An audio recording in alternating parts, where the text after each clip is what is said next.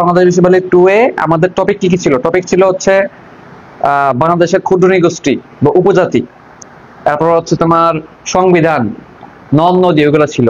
ঠিক আছে, তো আমি উপজাতি টপিকটা দিয়ে শুরু করতেছি, বুঝছো?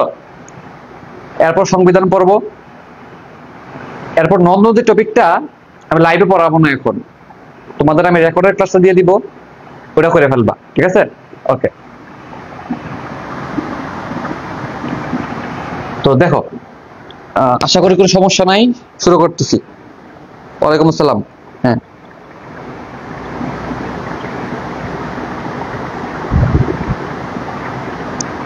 এখনো অনেক গরম। আর আমার গরম লাগার একটা বড় কারণ হলো, তোমরা তো রুমের মধ্যে কিভাবে বসে আসছো আমি জানি না, কিন্তু আমার আশেপাশে অনেক বেশি লাইট উপরে নিচে। ঠিক আছে, তো আশা করি এসি লাগাইলে এই সমস্যাটা সমাধান হয়ে যাবে আর কি। ঠিক আছে, দেরি না করি। তোমরা সকালে অনেক উঠতে কষ্ট আমি জানি, তারপর হচ্ছে সকালে ওইটা পড়াশোনা করতে কষ্ট আমি জানি, অনেকের অভ্যাস আছে। আচ্ছা, এখানে যারা লাইভে এখন আছো, কাদের কাদের সকালে উঠার অভ্যাস আছে? আর কারা আজকে জোর করে ক্লাস করার জন্য উঠছো, এমন কেউ আছো নাকি? সবাই সকালে উঠার অভ্যাস, যাদের সকালে উঠার অভ্যাস তাদের অভ্যাস খুবই ভালো, তারা জীবনে খুব দ্রুতই সফল হবা। ঠিক আছে, আমার অভ্যাস নাই, আমার অভ্যাস নাই, এবং আমি এটার কারণে অনেক ভুগি, সাফার করতে হয়, বুঝছো কিনা? রাত জাগি, রাত জাগলে সারাদিন ঘুমিয়ে ঘুমিয়ে যায়, মানে ব্রেন ভালো করে কাজ করে না, পরে আবার রাত জাগি, এরকম করতে করতে একটা সাইকেলের মধ্যে পড়ে যাই।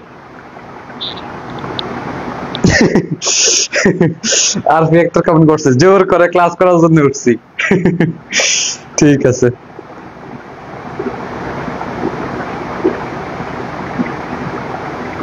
ঠিক। আচ্ছা ঠিক আছে, কষ্ট করে তো উঠছো, বেশিক্ষণ ক্লাস করবো না, হ্যাঁ? কারণ আমি জানি তোমাদের যেহেতু তোমাদের অভ্যাস নাই, জোর করে উঠছো যেহেতু, তোমাদের ঘুম ঘুম ধরবে আমি জানি। ঠিক আছে, তো বেশি লম্বা ক্লাস নিব না। ঠিক আছে, আমিও যেহেতু সারা রাত ঘুমাই নাই, আমারও তো ওইরকম এনার্জি নাই, তো যতক্ষণ পারি ক্লাস নেই, এরপর হচ্ছে বাকিটা দেখা যাবে, আল্লাহ ভরসা। ঠিক আছে, জিকে নিয়ে টেনশন নাই, জিকে সুন্দরভাবে শেষ হয়ে যাবে। আমাদের রুটিন অনুযায়ী ফিজিক্স কেমিস্ট্রি বায়োলজি ক্লাসগুলা আগস্টের 21 না 23 তারিখ জানি শেষ হবে, রুটিনটা পুরোটা দেখো তোমরা। ঠিক আছে, জিকে ইংলিশ ক্লাস এর আগে শেষ হয়ে যাবে, বুঝছো কিনা? এরা অনেক আগে শেষ হয়ে যাবে, তো টেনশনের কারণ নাই। জিকে ইংলিশ নিয়ে বসা রাখো, স্মুথলি শেষ হবে, সময় মতো শেষ হয়ে যাবে, অর্থাৎ ফার্স্ট টাইম আমরা শুরু করার আগেই তোমাদের জিকে ইংলিশ ভালো করে শেষ হয়ে যাবে, টেনশনের কারণ নাই। হ্যাঁ, আমার উপর ভরসা রাখো, দেখা যাক কি করতে পারি। তোমরাও পড়ো, আমি চেষ্টা করি তোমাদের সাথে। আচ্ছা ঠিক আছে, একটু লেটই হয়ে গেল, ওভারঅল আধা ঘন্টার মতো লেট হিসেবে। ঠিক আছে, আচ্ছা আমি বেশিক্ষণ ক্লাস নিব না, দেখাই দিই আর বলে দিব বাকি কথা কেমনে কি পড়বা। ঠিক আছে, ওকে। বিসমিল্লাহির রহমানির রহিম। বাংলাদেশ বিশ্ববিদ্যালয় 2 ক্লাসের প্রথম টপিক বাংলাদেশের ক্ষুদ্র নৃগোষ্ঠী বা উপজাতি বা আদিবাসী। ঠিক আছে, তো উপজাতি টার্মটা আসলে শুনলে মনে হয় যে একটা বাইরের কেউ, অথবা নেগেটিভ একটা মনোভাব প্রকাশ করে, কিন্তু উপজাতি না বললা তাদেরকে আদিবাসী বললে ভালো, বা তারা পছন্দ করে এটা, বুঝছো কিনা? তো উপজাতি না বললে আদিবাসী, অথবা তাদেরকে যদি ক্ষুদ্র নৃগোষ্ঠী বলো তাও কোনো সমস্যা নেই। ক্ষুদ্র কেন ক্ষুদ্র বলা হয়েছে এই কারণে, কারণ তারা পরিমাণে কম। ঠিক আছে, এবং নৃগোষ্ঠী কেন এটার কারণ আমি জানি না, বুঝছো? তো আসলে উপজাতি টার্মটা যেহেতু নেতিবাচক একটা মনোভাব তৈরি করে, 2010 সালে উপজাতি টার্মটা সরাইয়া তাদেরকে ক্ষুদ্র নৃগোষ্ঠী বা নৃগোষ্ঠী নামে নামকরণ করা হয়েছে, বুঝছো কিনা? এবং তারা তাদেরকে আদিবাসী নামকরণ মানে শুনতে পছন্দ করে, এজন্য ক্ষুদ্র নৃগোষ্ঠী, উপজাতি, আদিবাসী এগুলা কাছাকাছি টার্ম, একই কথা, সমস্যা নেই। ঠিক আছে, এখান থেকে একটা কথা তুমি প্রথমেই পড়ে ফেলবা। আমি এই পেজে যা যা লিখছি, এই পেজটা তৈরি করতে আমার মিনিমাম 2 ঘন্টা না 2.5 ঘন্টা সময় লাগছে, বিশ্বাস হবে কিনা তোমার? 4টা বই মিলাইয়া একসাথে, মাথা ব্রেন কাজে লাগাইয়া সব একসাথে করে ভিডিও দেখছি, সব কিনে করে 4 বই মিলে একসাথে সুন্দর করে সাজাই লিখছি। এখানে শুনো, 4টা বই মিলাইয়া লেখা মানে এটা না বেশি করে লেখা, বুঝছো কিন্তু কথাটা? শুনো, বেশি পড়লেই যে বেশি মনে থাকবে এটা কিন্তু না, তোমার জন্য কোনটা লাগবে, ঠিক আছে, এবং কোনো এক্সক্লুসিভ ইনফরমেশন আছে কিনা এটা আমি খুঁজে বাই করি, বুঝছো কিনা? তো তুমি আমার নোটের উপরে, আমার ক্লাসের উপর ভরসা রাখতে পারো। ঠিক আছে, আচ্ছা তাহলে শিখে ফেলবা কি, বিশ্ব আদিবাসী দিবস কত তারিখ? 9 আগস্ট। ঠিক আছে, আগস্ট মাস কয় নাম্বার মাস? 8 নাম্বার মাস না? জানুয়ারি, ফেব্রুয়ারি, March, April, May, June, July, August, তাহলে 8-9 এর খেলা। দেখো 8-9, 8 নাম্বার মাসের 9 তারিখ, আদিবাসী দিবস। দেখো আতে খেয়াল করো এই কিছু তারিখ, গুরুত্বপূর্ণ তারিখ মুখস্থ করা লাগে। হ্যাঁ, আতে আদিবাসী, আতে 8 নাম্বার মাস, 8 নাম্বার মাসের নাম কি? আগস্ট, অথবা আতে আদিবাসী, আতে আগস্ট। তাহলে এমনি মনে রাখবা 8 নাম্বার মাসের 9 তারিখ, 8 নাম্বার মাসের 9 নাম্বার তারিখ, বুঝছো না? 9 তারিখ, এটা হচ্ছে 9 আগস্ট, আদিবাসী দিবস। ঠিক আছে, এই একটু মিলিয়ে পড়তে পারো আর কি। যেহেতু জিকে অনেক কিছু মুখস্থ করা লাগে, তুমি নর্মাল ভাবে মুখস্থ করলে অনেক কিছু মনে থাকবে না, একটু টিক্স লাগানোর চেষ্টা করবা, একটু স্মার্টলি পড়ার চেষ্টা করবা। দেখা গেছে অনেকে মুখস্থ করে ভুলে যাচ্ছে আর তুমি প্রশ্ন থেকে উত্তর বাই করে নিয়ে আসছো, এটাই কিন্তু স্মার্টনেস। আচ্ছা, এরপরে দেখো কিছু তথ্য আমি সাজায় একেবারে উপস্থাপন করছি। কি তথ্য ভাই? সংখ্যামূলক তথ্য। খেয়াল করো, কি মূলক? সংখ্যামূলক কিছু তথ্য। ঠিক আছে, আমি এখানে এই পেজের মধ্যে যাওয়া লিখছি, একটা বইয়ে জীবন সবগুলো পাইবা না। ঠিক আছে, আচ্ছা যাই হোক, শোনো, মোট উপজাতি 50টা। এটা দুইটা জায়গায় আসতে দেখছি আমি বিগত বছরে, বিভিন্ন জায়গায় দুই জায়গায় আসতে দেখছি। এখন কোন জায়গায় আবার 45 দেওয়া, অর্থাৎ মোট উপজাতির সংখ্যা কটা? 45 দেওয়া। তবে যদি দুইটি অপশন থাকে তুমি 50 দেখাবা, 50 হচ্ছে মোর অ্যাকুরেট, বুঝছো কিনা? তবে কখনো যদি 50 না পাওয়া অপশন কি দেখাবা? 45। একটা বইয়ে আমি 45 পাইছি। ঠিক আছে, আচ্ছা। এরপরে যেহেতু 50টা উপজাতি শিখলা, তুমি কোথায় তাদের অবস্থান বেশি, কোন বিভাগে বেশি, কোন জেলায় বেশি, একটু জানতে হবে তোমাকে। পরীক্ষার জন্য বেশি জরুরি না, বাস জানলে একটু আইডিয়া রাখো তুমি। ঠিক আছে, কি আইডিয়া? বিভাগ, জেলা, জনসংখ্যা। ঠিক আছে, আমি 3টা ক্যাটাগরি তৈরি করছি। ঠিক আছে, আচ্ছা, এখানে তোমাকে জানতে হবে কোন বিভাগে উপজাতির সংখ্যা বেশি। চট্টগ্রাম অবশ্যই। ঠিক আছে, আমরা একটু পরে যখন আরো বিস্তারিত পড়তে থাকবো তখন দেখবো আসলে চট্টগ্রামের মধ্যেই বেশি উপজাতি আছে। ঠিক আছে, সবচেয়ে কম কোথায়? বরিশাল। ঠিক আছে, এটা দ্বারা কি বুঝাইছি? বেশি। এটা দ্বারা কি বুঝাইছি? কম বুঝাইছি। তাহলে চট্টগ্রাম বিভাগে সবচেয়ে বেশি উপজাতি আছে এবং বরিশালে সবচেয়ে কম আছে। ঠিক আছে, এরপর জেলা হিসেবে যদি চিন্তা করি, রাঙ্গামাটিতে সবচেয়ে বেশি, জালালপুরে সবচেয়ে কম। ঠিক আছে, আচ্ছা, তো এটা তোমার খেয়াল রাখার দরকার নেই, এটা জাস্ট একটু তোমার আইডিয়া রাখার জন্য বলছি, এটা পরীক্ষার জন্য ইম্পর্টেন্ট না। ইম্পর্টেন্ট হচ্ছে এইটা যে জনসংখ্যায় বেশি কারা? উপজাতি 50টা আছে, এর মধ্যে জনসংখ্যায় বেশি সবচেয়ে কোনটা? আনসার হচ্ছে চাকমা। চাকমারা হচ্ছে সবচেয়ে বেশি। ঠিক আছে, আচ্ছা, তাহলে খেয়াল রাখবা জনসংখ্যায় অথবা বৃহত্তম জনগোষ্ঠী কোনটা? উপজাতি কোনটা? চাকমা। ঠিক আছে, আর সবচেয়ে ক্ষুদ্রতম কোনটা? এটার আনসার হচ্ছে ভিল। এবং তাদের ভিলের মধ্যে উপজাতি মাত্র 95 জন, বুঝছো কিনা? তাহলে মাত্র 95 জন নিয়ে একটা ক্ষুদ্র নিগোষ্ঠী গঠিত হয়েছে, এটার নাম হলো ভিল। এটা হচ্ছে ক্ষুদ্রতম ক্ষুদ্র নিগোষ্ঠী, বুঝছো? এটা মনে রাখবা। আর বৃহত্তম কোনটা? চাকমা। ঠিক আছে, আচ্ছা, ঠিক আছে। তাহলে বিভাগ, জেলা মনে রাখার দরকার নেই, বলছি জাস্ট দেখার জন্য, সাজানোর জন্য একসাথে করে দিচ্ছি। এটা মনে রাখবা বেশি করে, জনসংখ্যাটা মনে রাখবা। ঠিক আছে, ওকে, এটা গেল। এরপরে যদি বলে পার্বত্য উপজাতি, পার্বত্য উপজাতি মানে কি? দেখো, চট্টগ্রাম আর পার্বত্য চট্টগ্রাম কিন্তু এক না, এটা খেয়াল রাখতে হবে। ঠিক আছে, তো আমি একটু পরে চিত্র একা দেখাবো। তো পার্বত্য চট্টগ্রামে যেসব উপজাতি আছে তাদেরকে বলে পার্বত্য উপজাতি, বুঝছো? পার্বত্য চট্টগ্রামে যেসব উপজাতি আছে তাদেরকে কি বলে? পার্বত্য উপজাতি। হ্যাঁ, পাহাড়ি অঞ্চলে, হ্যাঁ, চট্টগ্রামের দিকে। তো এর সংখ্যা কতটি? এর সংখ্যা নিয়েও এক বই এক তথ্য আছে। ঠিক আছে, এক বইয়ে লেখছে 11, এক বইয়ে এক জায়গায় লেখছে 13, একটা পরিসংখ্যান অনুযায়ী 14 হয়, বুঝছো কিনা? এখন তুমি কোনটা লাগাবা? ঠিক আছে, যদি একাধিক অপশন থাকে তখন তুমি ফোকাস দিবা 13-র প্রতি, বুঝছো কিনা? নরমালি সবগুলো একসাথে না থাকার সম্ভাবনা বেশি। 11-13 বেশি ফোকাস পাবে, 14 কম ফোকাস পাবে আর কি। 11-13 না থাকে 14 দিকে ফোকাস দিবা, বাট আমাকে 11-13 এটা বেশি খেয়াল রাখা লাগবে, বুঝছো কিনা? যদি বলে পার্বত্য পদ্ধতি কয়টি? 11 অথবা 13, এখন কোনটা মোর অ্যাকুরেট বা কোনটা একটু বেশি প্রাধান্য পাবে, বুঝছো কিনা?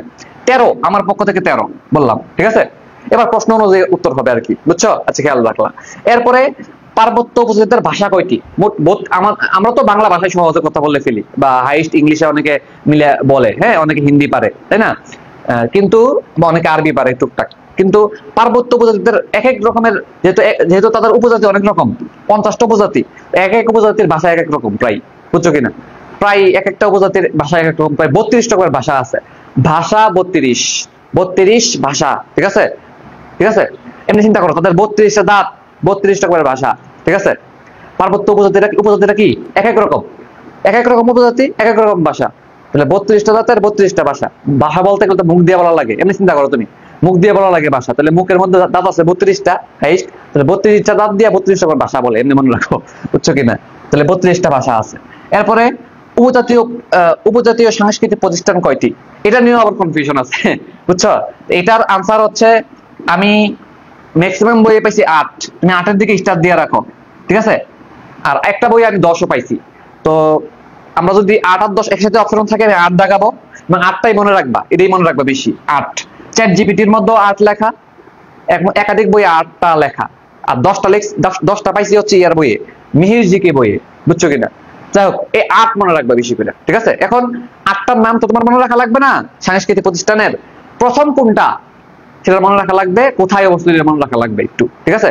তো প্রথম যেটা, এটা 1977 সালে এটা তৈরি হয়েছিল, এবং এটা কোথায় অবস্থিত এটা মনে রাখবা একটু। অবস্থিত হচ্ছে নেত্রকোনা, বিরিশিরি নেত্রকোনা, জায়গাটার নাম হলো নেত্রকোনা। নেত্রকোনার কোন জায়গায়? বিরিশিরি, বুঝছো কি নাম? বিরিশিরি, বুঝছো, ওই জায়গার মধ্যে এটা অবস্থিত। একটু খেয়াল পড়ো, পড়তে পড়তেই দেখবা অপশন দেখলে মনে পড়বে, বুঝছো। আচ্ছা, গেল। এরপরে আরেকটা সংখ্যামূলক তথ্য হচ্ছে পার্বত্য চট্টগ্রামের সার্কেল কয়টি? 3টি। আসলে 3টা জেলা নিয়ে পার্বত্য চট্টগ্রাম গঠিত, বান্দরবান, খাগড়াছড়ি, রাঙ্গামাটি। তো এর সাথে মিলে একবার পড়ে বলো সার্কেল হচ্ছে 3টি, ঠিক আছে।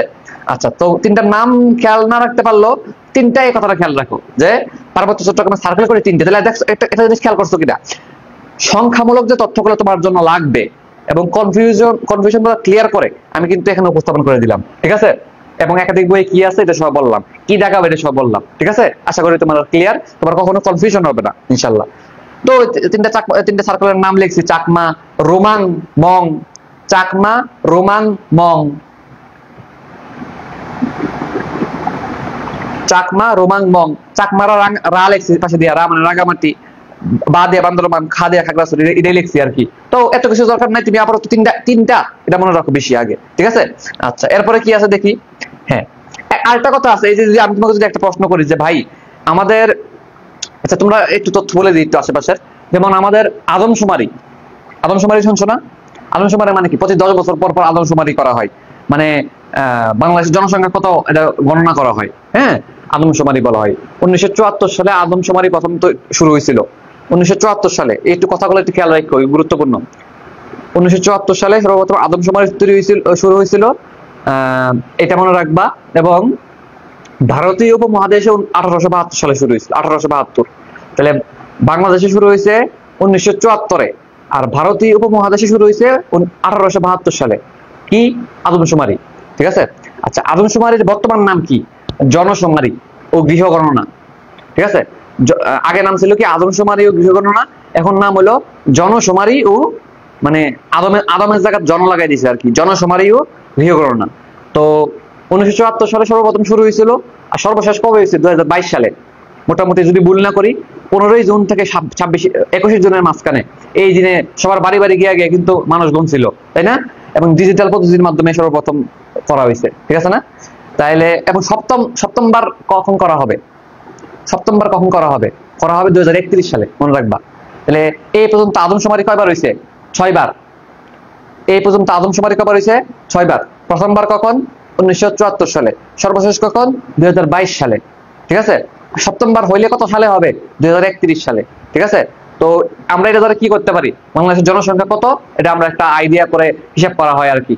তো পুরা জনসংখ্যার কত পার্সেন্ট এই উপজাতিরা? আনসার হচ্ছে 1%, বা অনেক বইয়ে 0.99% লেখা আছে, 1% লেখা রাখছে আর কি। অর্থাৎ পুরা জনসংখ্যার 1% হচ্ছে উপজাতিরা, ঠিক আছে। আচ্ছা, গেল। এখন যেটা পড়বো, 2022 সালের লেটেস্ট যে জনশুমারি করা হইলো, এই অনুসারে কোন উপজাতিরা সবচেয়ে বেশি আছে, এরপরে কে আছে, এরপরে কে আছে, এরপরে কে আছে, বুঝছো কিনা? আমরা সিরিয়ালটা জানবো এখন। আমরা কি জানবো এখন? সিরিয়াল। এই সিরিয়াল নিয়েও এক এক বই এক কথা লেখা, আমি চ্যাট জিপিটি ঘাটছি, একাধিক বই ঘাটছি, আলটিমেটলি সমাধানে পৌঁছেছি আমি, বুঝছো কিনা? মানে যা ব্রেন খাটানোর কষ্ট করার আমি করছি, এবার তোমরা আমার কথার উপর বিশ্বাস রাখো, ঠিক আছে। হ্যাঁ, কি সিরিয়ালটা কি? আমি এই সিরিয়ালটা এভাবে লিখছি, দেখো। Chakma is greater than, Marma is greater than, Tripura is greater than Santhal. এই কথা মানে কি? এই কথা মানে হলো সবচেয়ে বেশি উপজাতি আছে চাকমা, এরপরে আছে মারমা, এরপরে আছে ত্রিপুরা, এরপরে সাঁওতাল, ঠিক আছে। আচ্ছা, গেল। তাহলে প্রথম হচ্ছে চাকমা, দ্বিতীয় কে? মারমা, তৃতীয় কে? ত্রিপুরা, চতুর্থ বৃহত্তম কে? তাহলে বৃহত্তম উপজাতি কোনটা? চাকমা। দ্বিতীয় বৃহত্তম কোনটা? মারমা। তৃতীয় বৃহত্তম কোনটা? ত্রিপুরা। চতুর্থ বৃহত্তম কোনটা? সাঁওতাল, ঠিক আছে। আচ্ছা, এখন একটা কোশ্চেন আসছিল একবার, আমি 2-3 জায়গায় এই কোশ্চেনটা দেখছি। কোশ্চেনটা ছিল যে দ্বিতীয় বৃহত্তম উপজাতি কোনটি? ঠিক আছে, কোনো এক জায়গায় চাকরি পরীক্ষা বা কোনো একটা জায়গায় আসছিল, দ্বিতীয় বৃহত্তম উপজাতি কোনটি, এটা হলো প্রশ্ন ছিল। ঠিক আছে, এখন অপশনে মার মাও ছিল না, ত্রিপুরাও ছিল না, চাকমা তো আরো আগে ছিলই না, চাকমা থাকলেও তো আনসার হবে না, কারণ চাকমা হচ্ছে সবচেয়ে বেশি, তাই না? তখন অপশনে সাঁওতাল ছিল, সাঁওতাল দেখানো হয়েছে, বুঝছো? তো আমি জানি না তোমরা যদি বিগত বছরের কোশ্চেন সলভ করো বিভিন্ন জায়গার, এই কোশ্চেনটা হয়তো পাবা এবং তোমরা কনফিউজ হইতে পারো। না আগে বলতেছি, আরেকবার বলি, খেয়াল করো। প্রশ্ন আসছিল দ্বিতীয় বৃহত্তম উপজাতি কোনটা? অপশনে মার মাও ছিল না, ত্রিপুরাও ছিল না, কিন্তু সাঁওতাল ছিল, এজন্য আনসার হবে সাঁওতাল। তখন তার মানে এটা না যে দ্বিতীয় বৃহত্তম উপজাতি সাঁওতাল, দ্বিতীয় বৃহত্তম কিন্তু চাকমাই, মার মাই, কিন্তু অপশনে ছিল না দুইটা, এজন্য আমি সাঁওতালকে প্রাধান্য দিচ্ছি, বুঝছো? এটা খেয়াল রাখবে, এটা কোশ্চেন তুমি পাবা ইনশাল্লাহ যদি সব কোশ্চেন সলভ করো। ঠিক আছে, আচ্ছা এখন ঠিক আছে, আমি একটু কনফিউশনটা ক্লিয়ার করে দিলাম। এখন সবাই কেমন মনে রাখবো, মনে রাখার বুদ্ধি বলেন। সবার আগে এটা মনে রাখা লাগবে বৃহত্তম উপজাতি কোনটা, চাকমা, যে এটা মনে রাখা লাগবে। এখন দেখো এগুলোর দিকে পরে যাইতেছি, এগুলো পরে আসতেছি। চাকমা আর মার মারা ক্লিয়ার করি আমি, কারণ এই দুটো শব্দ প্যাচ লেগে দেবো, দুইটার সাথে মা আছে। ঠিক আছে, দেখো মার মন কিন্তু সবসময় বড়, এটা ঠিক কিনা? মার মন সবসময় বড়, তো যেই উপজাতিগুলোর নাম শেষে মা আছে এরা অবশ্যই বৃহত্তম হবে। এখন আমার কাছে দুইটা মা আছে, একটা হলো চাক মা, একটা হলো মার মা। ঠিক আছে, এখন এখন তুমি কোনটাকে বৃহত্তম বলবা, প্রথম বলবা, কোনটাকে দ্বিতীয় বলবা? মানে আমি চিন্তা করতেছি 7 দিন পরের কথা, যে তুমি হঠাৎ করে তখন কনফিউজ হতে পারি। ভাই তো বলছিল ক্লাসের মধ্যে মা মানে হচ্ছে বৃহত্তম, এখন তোমার মাথার মধ্যে ফেস লেগে যাবে যে একটা হলো চাকমা, একটা হলো মারমা। এখন পড়তেছে মন থাকবে, আমি কিন্তু 7 দিন পরের কথা বলতেছি। ঠিক আছে, চাকমা মারমা কোনটা জানে প্রথম ছিল, সিঁড়ি ভুলে গেলাম রে, এরকম লাগবো, বুঝছো? তখন একটু কনফিউশনটা ক্লিয়ার করে তোমার খেয়াল রাখা লাগবে। খেয়াল রাখো, চাকমাটাই হইলো তোমার প্রথম। এখন মার মধ্যে মা দুইবার আছে, দেখো এই হলো একটা মা, এই হলো একটা মা, দুইবার মা আছে কিনা? দুইবার মা আছে, এটা দ্বিতীয় বৃহত্তম। আমি এমনি মনে রাখতাম যেহেতু দুইবার মা আছে, যে নামের শেষে দুইটা মা আছে, এটা হচ্ছে দ্বিতীয় বৃহত্তম। তাহলে প্রথম বৃহত্তম প্রথম কোনটা? চাকমা। আমার কথাটা বুঝছো কিনা? তাহলে মা মানে বৃহত্তম, দ্বিতীয় বৃহত্তম কোনটা? যেটা দুইটা মা আছে, বুঝছো কিনা? মার মা, বুঝছো? এটা আমি দুষ্টামি করে বলতাম কি জানো, মার মা মানে কি? মার মা মানে কি? মায়ের মা, মায়ের মা মানে নানি। মায়ের মা মানে নানি না? তোমার আম্মুর আম্মু বা তোমার মায়ের মারে তুমি কি বলো? নানি বলো না? আমি দুষ্টামি করে এটা বলতাম যে মার মা মানে নানি, বুঝছো? আচ্ছা যাই হোক, আশা করি তুমি টিপসটা বুঝতে পারছো, কিভাবে খেয়াল রাখবা। ত্রিপুরা 3, ত্রিপুরা ত্রি মানে 3 বোঝায়, ত্রি মানে 3 বোঝায় না? আরেকটা তাহলে আমি প্রথম কোনটা ক্লিয়ার করে ফেলছি, দ্বিতীয় কোনটা ক্লিয়ার করে ফেলছি, ত্রিপুরা তৃতীয় বৃহত্তম ক্লিয়ার করে ফেলছি, তাহলে যেটা বাকি আছে এটাই চতুর্থ বৃহত্তম, সাঁওতাল।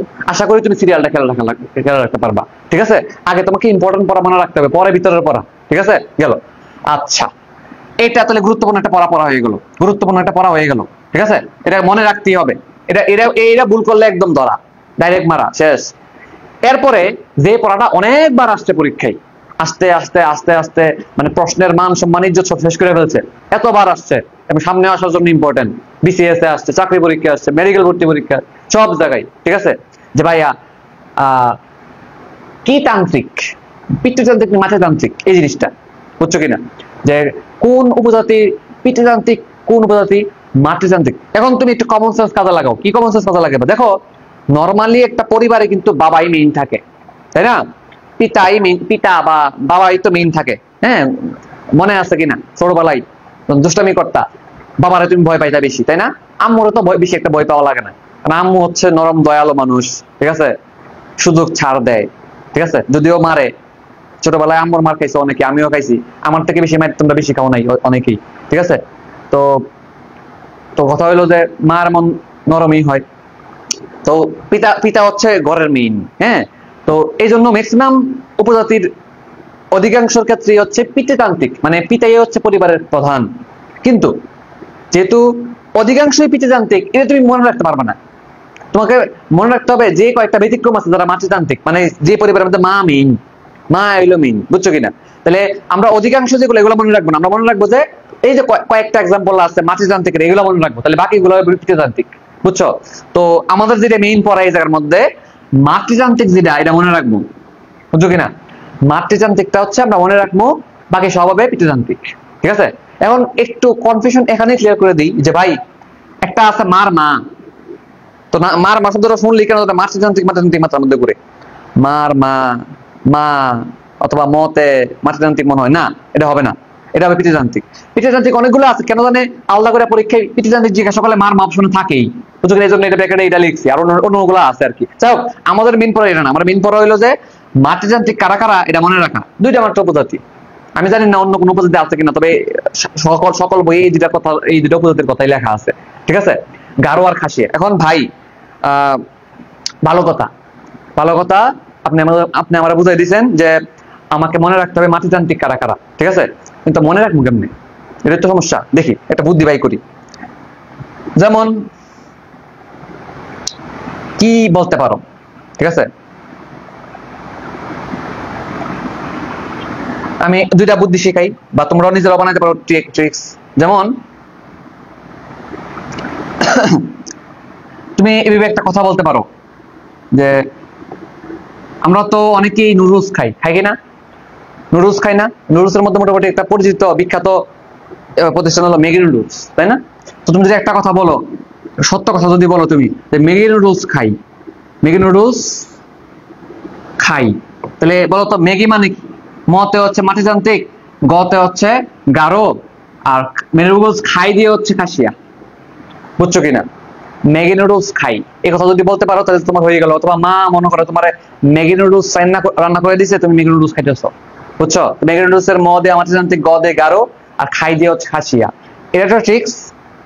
এটা ছাড়া তুমি অন্য ট্রিক্স তুমি বানাইতে পারো। যেমন বলতে পারো যে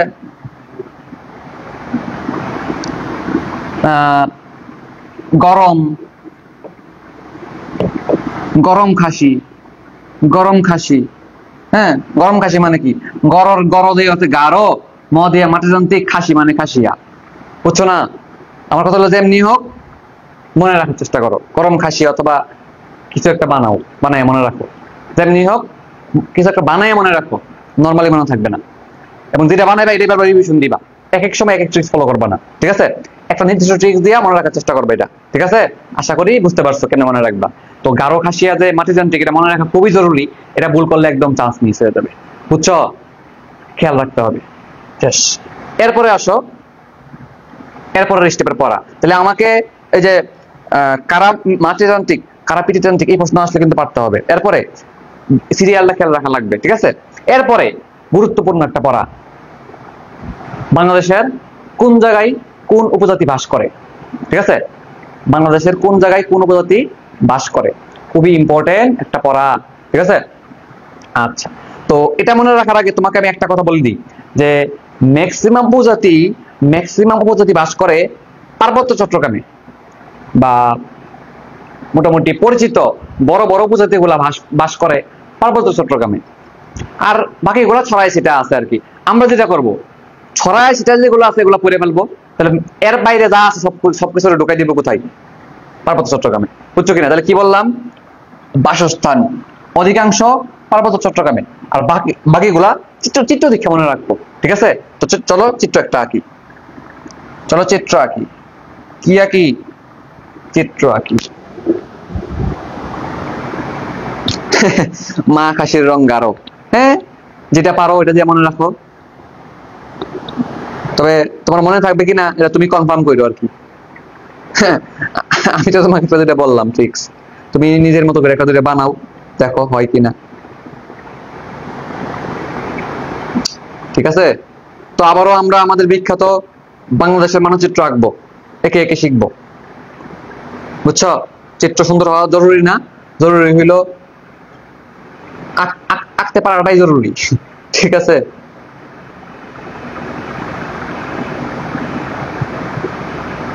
তাহলে আবারও পেন্সিল নিয়ে রেডি হও। আমরা জানি তোমরা অনেকে আঁকতে পারো না, আমিও ভালো করে আঁকতে পারি না, বাট তোমাদের তো ভালো পারি। বুঝছো? তোমাদের চিত্র দেখলে মাথা ঘুরে যায়।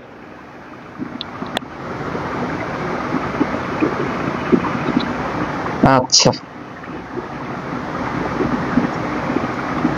চলো একটা আঁকার চেষ্টা করি বাংলাদেশের মানচিত্র।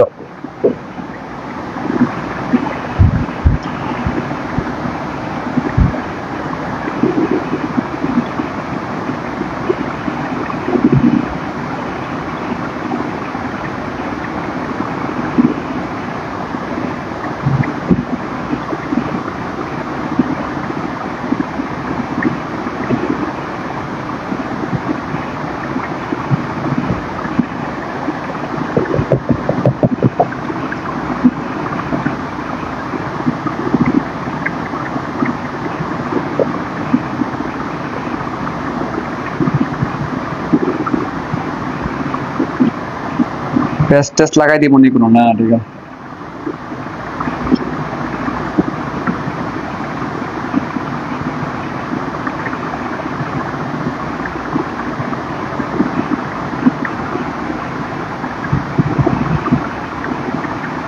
ঠিক আছে, ধারে কাছে তো গেছে কিছুটা, তাই না? ধারে কাছে গেছে। আচ্ছা ওকে, মোটামুটি বাংলাদেশের মানুষটার মতো মনে হয়, তাইলে হইলো। আচ্ছা, তোমরা এরকম আঁকার চেষ্টা করো, এটা দিয়ে আমরা আমাদের পড়াগুলো কমপ্লিট করবো। বড় করে দিই এটা দিয়ে।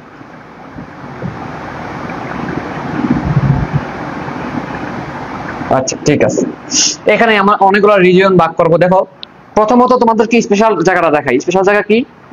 এই যে পার্বত্য চট্টগ্রাম কোনটা? দেখো চট্টগ্রাম শহর হচ্ছে এদিকে, পার্বত্য চট্টগ্রাম কোনটা? তো এদিকে একটা অঞ্চল আছে, এটাকে বলে খাগড়াছড়ি। দেখো এদিকে একটা অঞ্চল আছে, এটা বলে কি? আমি তোমাদেরকে গত ক্লাসে বলছিলাম যে তোমরা একটা ইয়া করো। আচ্ছা, অনেকে জিকে 6 ক্লাসটা খুঁজতেছিল, এখন সমস্যা হয়েছে কি, আমার যে মেইন আইডি ওইটা ফেসবুক থেকে সাসপেন্ডেড করে দিছে, আমি ওইটা ঢুকতে পারতেছি না। 180 দিন সময় দিছে, এখন আমি এটা কাজ করতেছি, ঠিক করার কাজ চলতেছে, তো ওইটা ওই ক্লাসটা ডাউনলোড করতে পারতেছি না। হ্যাঁ, তো দেখি এটাতে কি করতে পারি, আমি ব্যবস্থা করতেছি। আচ্ছা, খাগড়াছড়ির পর এই জায়গাটার নাম হইল রাঙামাটি। এরপরে এই জায়গাটার নাম হলো বান্দরবান।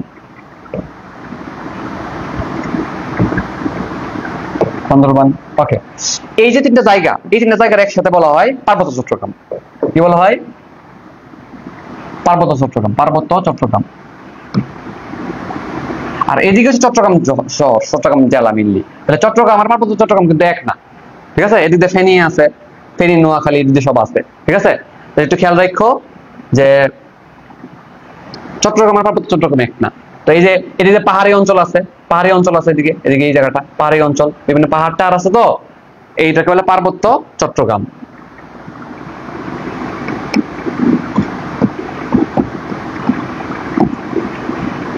ওকে, তাহলে এই জায়গার মধ্যে ম্যাক্সিমাম গুরুত্বপূর্ণ বড় বড় উপজাতি গুলা বাস করে, ঠিক আছে? তো আমরা এটাকে আমরা সাইডে রাখতেছি, এটা থাকুক এই জায়গার মধ্যে, ঠিক আছে? এটার কাছে আবার আসবো। এই যে কক্সবাজার এদিকে, সেন্ট মার্টিন এদিকে, ছেড়াদ্বীপ, তাই না? সব এদিকে আছে। আচ্ছা থাকুক, তো এটাকে আমরা সাইডে রেখে দিলাম। এবার অন্য অন্য অঞ্চলগুলো আমরা পড়ে ফেলি, ঠিক আছে? আচ্ছা, তো প্রথমত আমাদের এই আমরা এইভাবে ঘুরতে থাকবো, সারা বাংলাদেশ ঘুরে এদিকে চলে আসবো, ঠিক আছে? আজকে সারা বাংলাদেশ একটা ট্যুর দিব আমরা, ঠিক আছে? চট্টগ্রাম থেকে শুরু করলাম, সিলেট, রংপুর, রাজশাহী, দিনাজপুর, যা সব ঘুরে আবার এদিকে আসবো, ঠিক আছে? আবারও চট্টগ্রামে ফিরে আসবো। তো সিলেট দিয়ে শুরু করতেছি। সিলেট এরকম একটা অঞ্চল, এইটুক জায়গা, 4টা জেলা আছে এই জায়গার মধ্যে, ঠিক আছে? তো এখানে একটা জায়গা আছে, আমি মার্ক করি, এটার নাম সিলেট।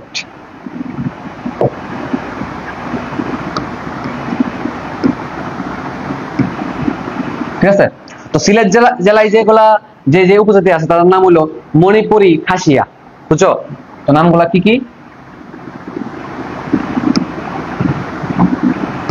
মণিপুরি আর কি খাসিয়া। এবং বিখ্যাত মণিপুরি নাচ অথবা মণিপুরি নৃত্য এই সিলেটে দেখা যায়, ঠিক আছে? সিলেট বিভাগ মোট 4টা জেলা নিয়ে গঠিত। আচ্ছা, সিলেটে কোন কোন উপজাতি আছে? মণিপুরি এবং খাসিয়া। দেখো চিত্র দেখবা, চিত্র দেখার দেখো এক্সট্রা গুলা যেগুলো আমি বলবো না, যেগুলো মনে রাখার মতো এবং যেগুলো মনে রাখতে হবে, পরীক্ষায় আসবে, ওগুলা বলবো। কারণ এক্সট্রা কয়েকটা উল্টাপাল্টা নাম বলা উপজাতিও আছে, ওগুলো দরকার নাই, ঠিক আছে? যেগুলো বলবো এগুলো মনে রাখো। সিলেট, মণিপুরি এবং খাসিয়া। আচ্ছা, এরপরে সিলেটের মধ্যে একটা জেলার নাম হলো মৌলভীবাজার। নাম কি? মৌলভীবাজার। এই জায়গাটা জায়গার নাম কি? মৌলভীবাজার। একটু দৃশ্যস্ত পড়ো, মাথার মধ্যে ঢুকায় ফেলো পড়াগুলা। মৌলভীবাজার। আচ্ছা,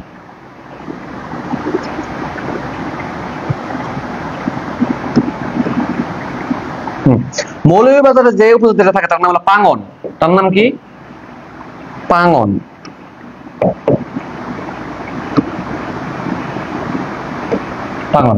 এখন এটা খুবই ইম্পর্টেন্ট, পাঙ্গন ইম্পর্টেন্ট, কারণ বাংলাদেশে যে উপজাতি গুলা আছে ম্যাক্সিমামই বৌদ্ধ, খ্রিস্টান, কিছু কিছু হিন্দু, ঠিক আছে? একমাত্র মুসলিম উপজাতি হচ্ছে পাঙ্গন, ঠিক আছে? আচ্ছা, তাহলে এটা খেয়াল রাখবা, একমাত্র মুসলিম উপজাতি হচ্ছে কি পাঙ্গন, ঠিক আছে? তো নাম্বার 1 কথা, কোথায় থাকে? দেখো অনেকগুলো প্রশ্ন হতে পারে, একমাত্র মুসলিম উপজাতিটা কোন জেলায় থাকে? মনে রাখবো, মতে মুসলিম মতে মৌলভীবাজার, নাম্বার 1 প্রশ্ন, উত্তর শেষ, ঠিক আছে? মতে মুসলিম মতে মৌলভীবাজার এখানে থাকে। 2 নম্বর প্রশ্ন, উপজাতির নামটা কেমনে খেয়াল রাখবো? দেখো এমনি খেয়াল রাখতে পারো, অথবা এমনিও খেয়াল রাখতে পারো। দেখো মৌলভী কথাটার মানে কি? দেখো অনেক সময় হুজুর দ্বারা হুজুরদেরকে বলা হয় মৌলভী, মৌলভী সাহেব মানে হুজুর বুঝায়, মুসলিম, তাই না? তাহলে মুসলিম মৌলভীবাজার পাঙ্গন। 3 নম্বর হচ্ছে মুসলিমরা পারে, পারে বা কেমনে পড়তে পারো ম্যাপ, ম্যাপ যেমনি হোক না কেন পাঙ্গন কথাটা খেয়াল রাখবা, মাপা, হ্যাঁ? বা মৌলভীরা পারে, মৌলভীরা পারে বা মুসলিমরা পারে, পারে পাঙ্গন, যেমনি হোক পা কথাটা মুখের মধ্যে চলে আসে, তোমার মাথার মধ্যে পা কথাটা চলে আসে, অপশনে পা দিয়ে একটা অপশনই পাবা পাঙ্গন, ঠিক আছে? তো মুসলিমরা পারে অথবা ম্যাপ ম প দেখছো একটা মনে রাখার চেষ্টা করো, ঠিক আছে? আচ্ছা, এখন ম্যাক্সিমাম ক্ষেত্রে সবাই একটু কি পারে যে পাঙ্গন হচ্ছে মুসলিম উপজাতি, কিন্তু আরেকটা উপজাতি মুসলিম আছে, ঠিক আছে?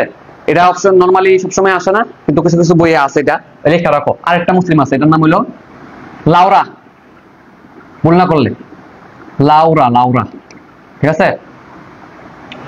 তো এই তো এইভাবে খেয়াল রাখবা, বুঝছো? তাহলে পাঙ্গন এবং লাউরা হচ্ছে মুসলিম উপজাতি এবং তারা কোথায় থাকে? মৌলভীবাজারে থাকে, ঠিক আছে? মুসলিমরা মৌলভীবাজারে থাকে। ওকে, ঠিক আছে, আশা করি মনে রাখতে পারবা। তাহলে আমরা সিলেট জেলা ঘুরে ফেলছি, এদিকে হবিগঞ্জ আছে, তাহলে সিলেট, মৌলভীবাজার, হবিগঞ্জ, আরেকটা জেলার নাম আছে ভুলে গেছি। এই 4টা জেলা মিললে আলটিমেটলি হচ্ছে তোমার কি বলে এটাকে, সিলেট বিভাগ এই জায়গার মধ্যে, ঠিক আছে? সিলেট ঘোরা হয়ে গেছে। এবার আসো এদিকে ময়মনসিংহ, নেত্রকোনা, জামালপুর, এই জায়গাটা সেই জায়গার মধ্যে। দেখো তো একটু আগে যতবার একটা শিখাইছি যে চট্টগ্রাম আর পার্বত্য চট্টগ্রাম এক না, অনুরূপ ভাবে ময়মনসিংহ আর বৃহত্তম ময়মনসিংহ এক না, ঠিক আছে? ময়মনসিংহ বলতে বোঝায় ময়মনসিংহ মেইন জেলাটা, আর বৃহত্তর ময়মনসিংহ মানে হচ্ছে ময়মনসিংহের সাথে আশেপাশে যে নেত্রকোনা, জামালপুর আর কয়েকটা এলাকা আছে ওই সবগুলা মিলে, ঠিক আছে? তোমরা, আমি কিন্তু বলছি বারবার, তোমরা একটু ম্যাপ দেখবা বারবার, ঠিক আছে? একটা ম্যাপ কিনতে বেশি টাকা লাগে না, ঠিক আছে? কিন্তু এই জায়গায় কিপটামি করো না, কত জায়গায় কত ভাবে খরচ করে ফেলো, একটা ম্যাপ আসামি করে কিনতেছো না, হ্যাঁ? তুমি কিপটামি করে কিনতেছো না, হইলেও জিনিসটা, ঠিক আছে? কত জায়গায় খরচ করতেছো, কত টাকা, একটা জিনিস ইনভেস্ট করো, জ্ঞান বাড়বে, ঠিক আছে? মানুষের একটু দেখো, মানুষের একটু অ্যানালাইজ করো, কোন জায়গাটা কোন জায়গায় আছে, কোন দিক দিয়ে যে কোন প্রশ্ন কমন পেয়ে যাবে বা কোন সময় পেয়ে যাবে কেউ বলতে পারে না, বুঝছো? এবারও কিন্তু মানুষের রিলেটেড একটা কোশ্চেন আসছে, বুঝছো? যারা মানুষের সম্পর্কে ভালো নলেজ থাকে তারা কিন্তু আনসার করতে পারছে, বুঝছো? তো মানুষের সম্পর্কে নলেজ ভালো রাখবা, দেখবা, চিত্র দেখবা, বারবার মনে থাকবে, দেখবা, মনে থাকবে বেশি। তো এই জায়গাটা হলো ময়মনসিংহ, বৃহত্তর ময়মনসিংহ বলতে পারো, ঠিক আছে? অর্থাৎ আমি ময়মনসিংহ জেলা সহকারে যে নেত্রকোনা, জামালপুর অংশগুলা আছে ওইগুলো সহকারে বলতেছি এই জায়গাটা। তাহলে এই জায়গাটা হচ্ছে বৃহত্তর ময়মনসিংহ।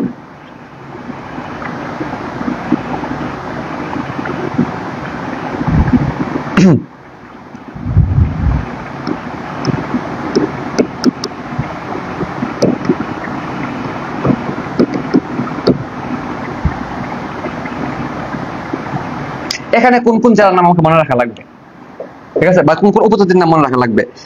স্পেশালি যেটা মনে রাখা লাগবে সেটা গারো, গারো উপজাতিটা এখানে থাকে,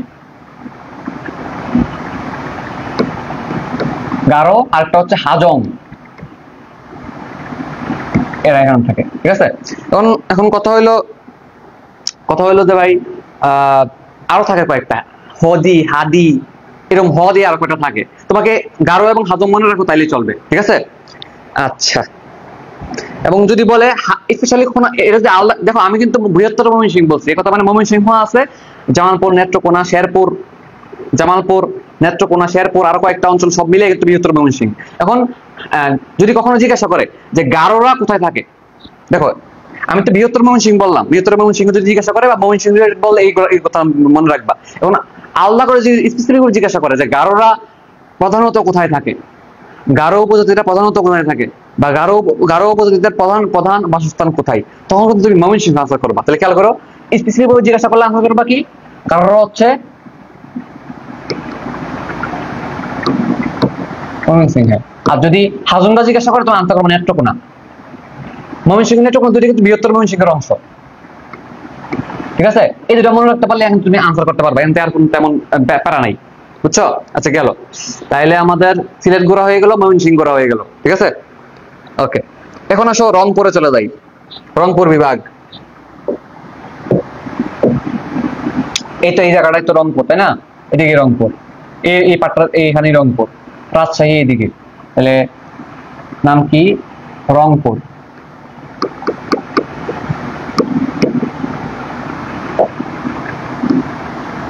রংপুর, রংপুরে কোন কোন উপজাতির নাম আমাকে মনে রাখা লাগবে, আমি কিভাবে মনে রাখবো, ঠিক আছে? এখন তোমরা অনেকে বলতে পারো ভাই এগুলা কেমনে মনে রাখবো, হ্যাঁ ট্রিক্স বানান, যেমন এখানে তোমাকে ট্রিক্স একটু বলছি। আর এটা কিন্তু চিন্তা সিরিয়ালে মনে রাখা যায়, বাখারা, বাখারা অর্থাৎ পার্বত্য চট্টগ্রামে যারা থাকবে তারা আছে বাখারা, বান্দরবান, খাগড়াছড়ি, রাঙ্গামাটি, এটা বলতে ভুলে গেছিলাম। আচ্ছা, এরপরে তোমরা এটা কেমনে মনে রাখতে পারো? সিলেটের মধ্যে মণিপুরি, আসলে যারা সিলেটে থাকে তারা এমনি মনে রাখতে পারে, আর অনেকবার পড়লে এমনি মুখস্থ হয়ে যায়, এগুলো ট্রিক্স লাগে না, ছন্দ লাগে না। খাসিয়া এখানে থাকে, মণিপুরি এখানে থাকে, খাসিয়া মনে আছে কিনা? পিতৃযান্ত্রিক, ঠিক আছে? খেয়াল রাখো কিন্তু, ঠিক আছে? আচ্ছা, খাসিয়া সিলেট, খাসিয়া সিলেট, হ্যাঁ। আর মণিপুরি নৃত্য যে সিলেটের কেন জানে মনে হয় সবাই পারে, আমার কাছে মনে হয়, ঠিক আছে? আচ্ছা, এরপরে হচ্ছে বৃহত্তর ময়মনসিংহের মধ্যে কোনটা কোনটা? গারো আর হাজং, ঠিক আছে? একটা খারাপ একটা ট্রিক্স মনে পড়তেছে, কি বলবো না, তোমরা নিজেরা চিন্তা করে না ওই জায়গার মধ্যে, ঠিক আছে? রংপুর, রংপুরের মধ্যে তোমাকে মনে রাখা লাগবে উরাং আর রাজবংশী, এই দুটা উপজাতির নাম। উরাং, দেখো নামের শেষে উত্তর আছে, উরাং রংপুর, উরাং রংপুর, ঠিক আছে? উরাং রংপুর, আর একটা রাজবংশী, রাজবংশী। এখন রাজবংশী সংখ্যা তোমার মনে হইতে পারে রাজশাহীর মধ্যে থাকে না, এটা ব্যস্ত থাকে না, রতে রংপুর মনে রাখবা, রতে বা রাজবংশী শূন্য মাথার মধ্যে রাজশাহী না আসে, তুমি মনে রাখবা রাজবংশী হচ্ছে রংপুরে, ঠিক আছে? এটা খেয়াল রাখো।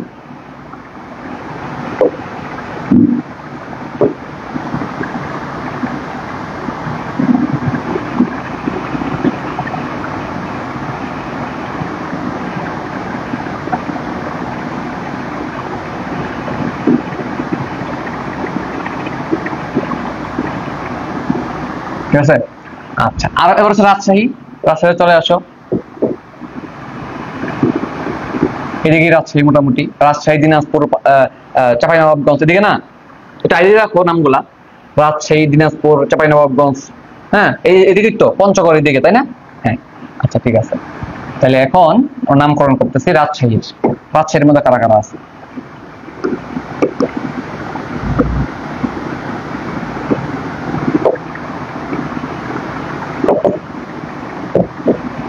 রাজশাহী থেকে একটা মনে রাখো, সাঁওতাল, সাঁওতাল থেকে এই জায়গার মধ্যে, ঠিক আছে? দেখো রাজশাহী সাঁওতাল এমনি পারবা, রাজশাহী সাঁওতাল, শাহী সাঁওতাল, শাহী সাঁওতাল মুখস্থ হয়ে যাবে, ঠিক আছে? পারবা, একটাই মনে রাখো। ওকে, এরপরে আমরা মোটামুটি এদিক দিয়ে ঘুরে ফেলছি, মোটামুটি অনেক জায়গায় ঘুরে ফেলছি। এখন চলে আসো সুন্দরবন, খুলনা, খুলনা বিভাগ, খুলনা বিভাগে সুন্দরবন আছে এই জায়গায়, সুন্দরবন নিয়ে একটু দেখি।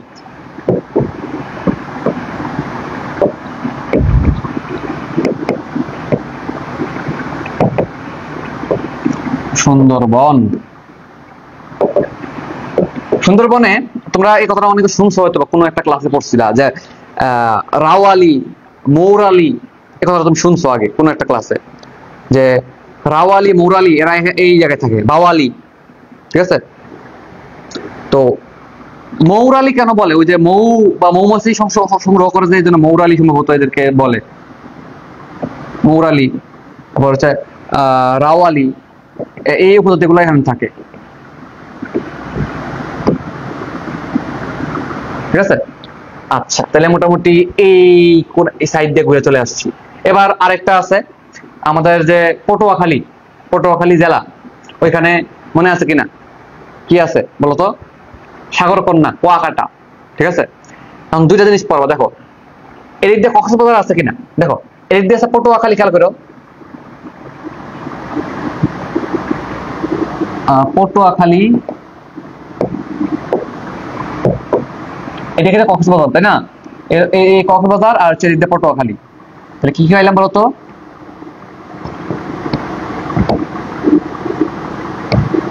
কোতোয়ালি প্লাস কক্সবাজার, এই দুই জায়গার মধ্যে দেখো তোমাদেরকে ওই জিনিসটা তো দেখাই নেই কোনো সময়। রাখাইন দেখো, মিয়ানমার থেকে রাখাইনরা বা রোহিঙ্গারা কিন্তু এদিকে প্রবেশ করছিল, মনে আছে কিনা? তো রাখাইন যে উপজাতি গুলো আছে তারা কিন্তু এই দিক দিয়ে থাকে মোটামুটি, এই যে সমুদ্র উপকূলবর্তী বা তীরবর্তী অঞ্চলগুলোতে রাখাইন উপজাতি গুলো থাকে। এই যে সমুদ্র এদিকে বাংলাদেশের দক্ষিণ দিকে না, এদিক দিয়ে তো রাখাইনরা রোহিঙ্গারা, এদিকে মিয়ানমার ছিল, এদিকে মিয়ানমার কিন্তু এদিকে, মিয়ানমার থেকে রাখাইনরা কিন্তু এদিকে প্রবেশ করে, এই সাইড দিয়া এদিক দিয়ে প্রবেশ করে, এদিক দিয়ে কিন্তু মিয়ানমার থেকে রাখাইন রাজ্য থেকে প্রবেশ করে এরা, ঠিক আছে না? তাহলে এরা কিন্তু এই সমুদ্র তীরবর্তী অঞ্চলগুলোতে থাকে। তাহলে পটুয়াখালী এবং কক্সবাজারে কি থাকে? রাখাইন উপজাতি থাকে, রাখাইন।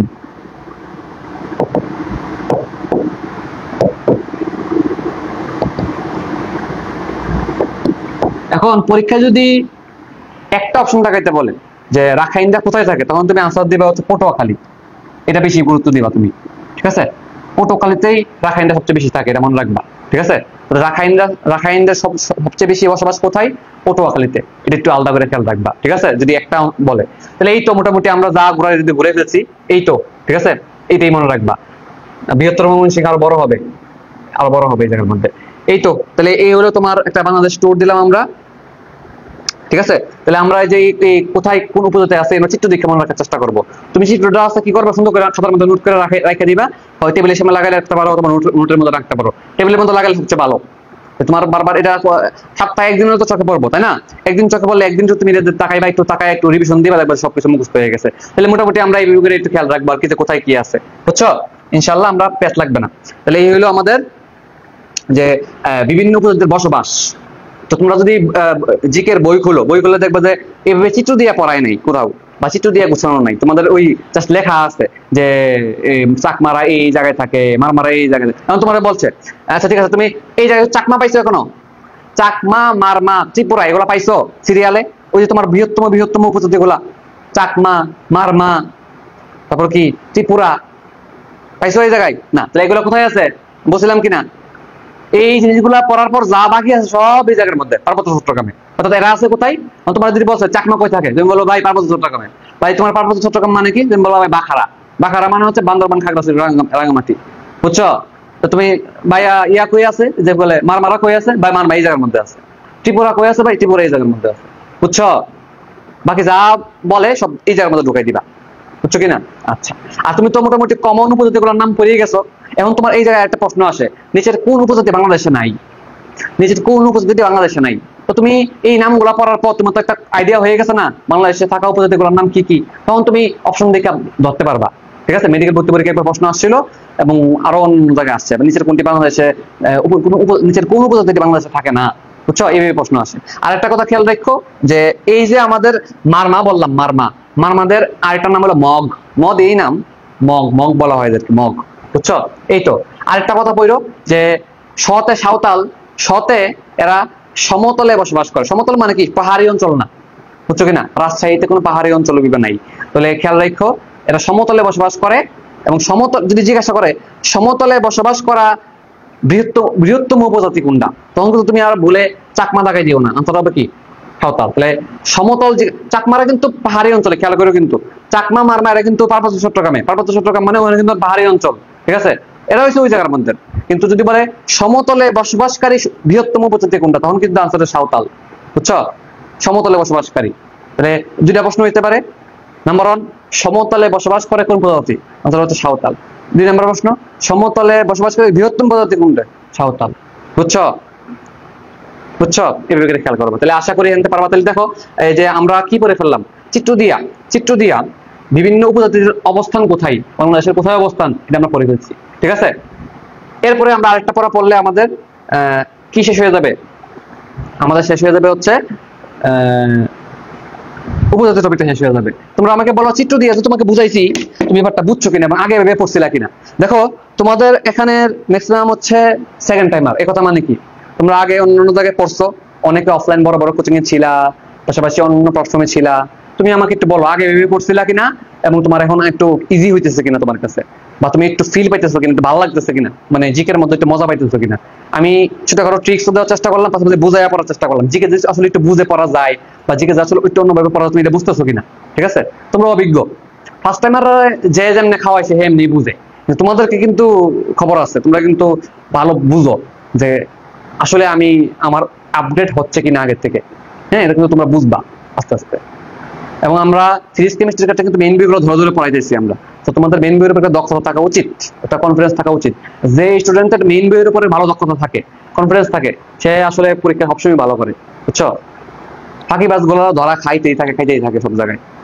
আচ্ছা, একটু কমেন্ট করে 1 মিনিট দেখি তোমাদের কমেন্ট গুলা, এরপরে আমি আবারও উপজাতি টপিকের একটা ছক পড়াবো। ছকটা অনেকক্ষণ লাগায় বানাইছি, বুদ্ধি করে করে সিরিয়ালি বাছাই করে করে লিখছি, ওটা পড়ালে আমাদের উপজাতি টপিকটা শেষ হয়ে যাবে।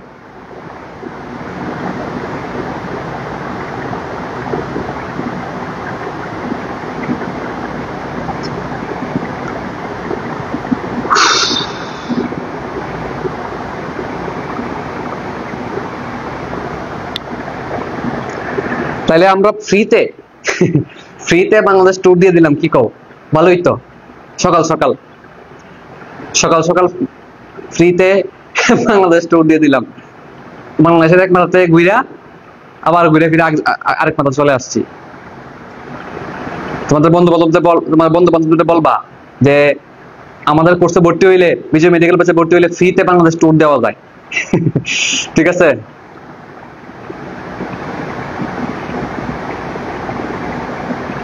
বুঝছো? ঠিক আছে, ওকে।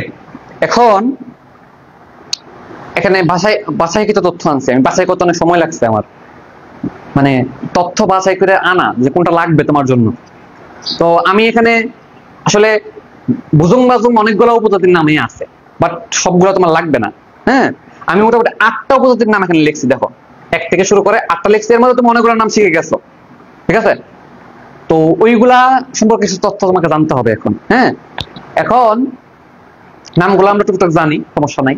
কি জানতে হবে, বা অ্যাকচুয়ালি যদি বেশি করে পড়তে চাও কি কি জানার ছিল, আমরা এখানে কি কি ক্যাটাগরি পাইছি। দেখো, আমরা অনেক কিছু পাইছি যে আমি এই ছকটা কোথায় পাবা না ইনশাল্লাহ, কারণ এটা আমি নিজের বুদ্ধি করে নিজের মতো করে বানাইছি। এই ছকটা কোথায় পাবা না, জুবাইর জিকে তো নাই, তারপরে তোমার মিহির জিকে তো নাই, জয়কুলিত নাই, তারপরে তোমার যে আলাল জিকে তো নাই, এমপিসি তো আরো আগে নাই।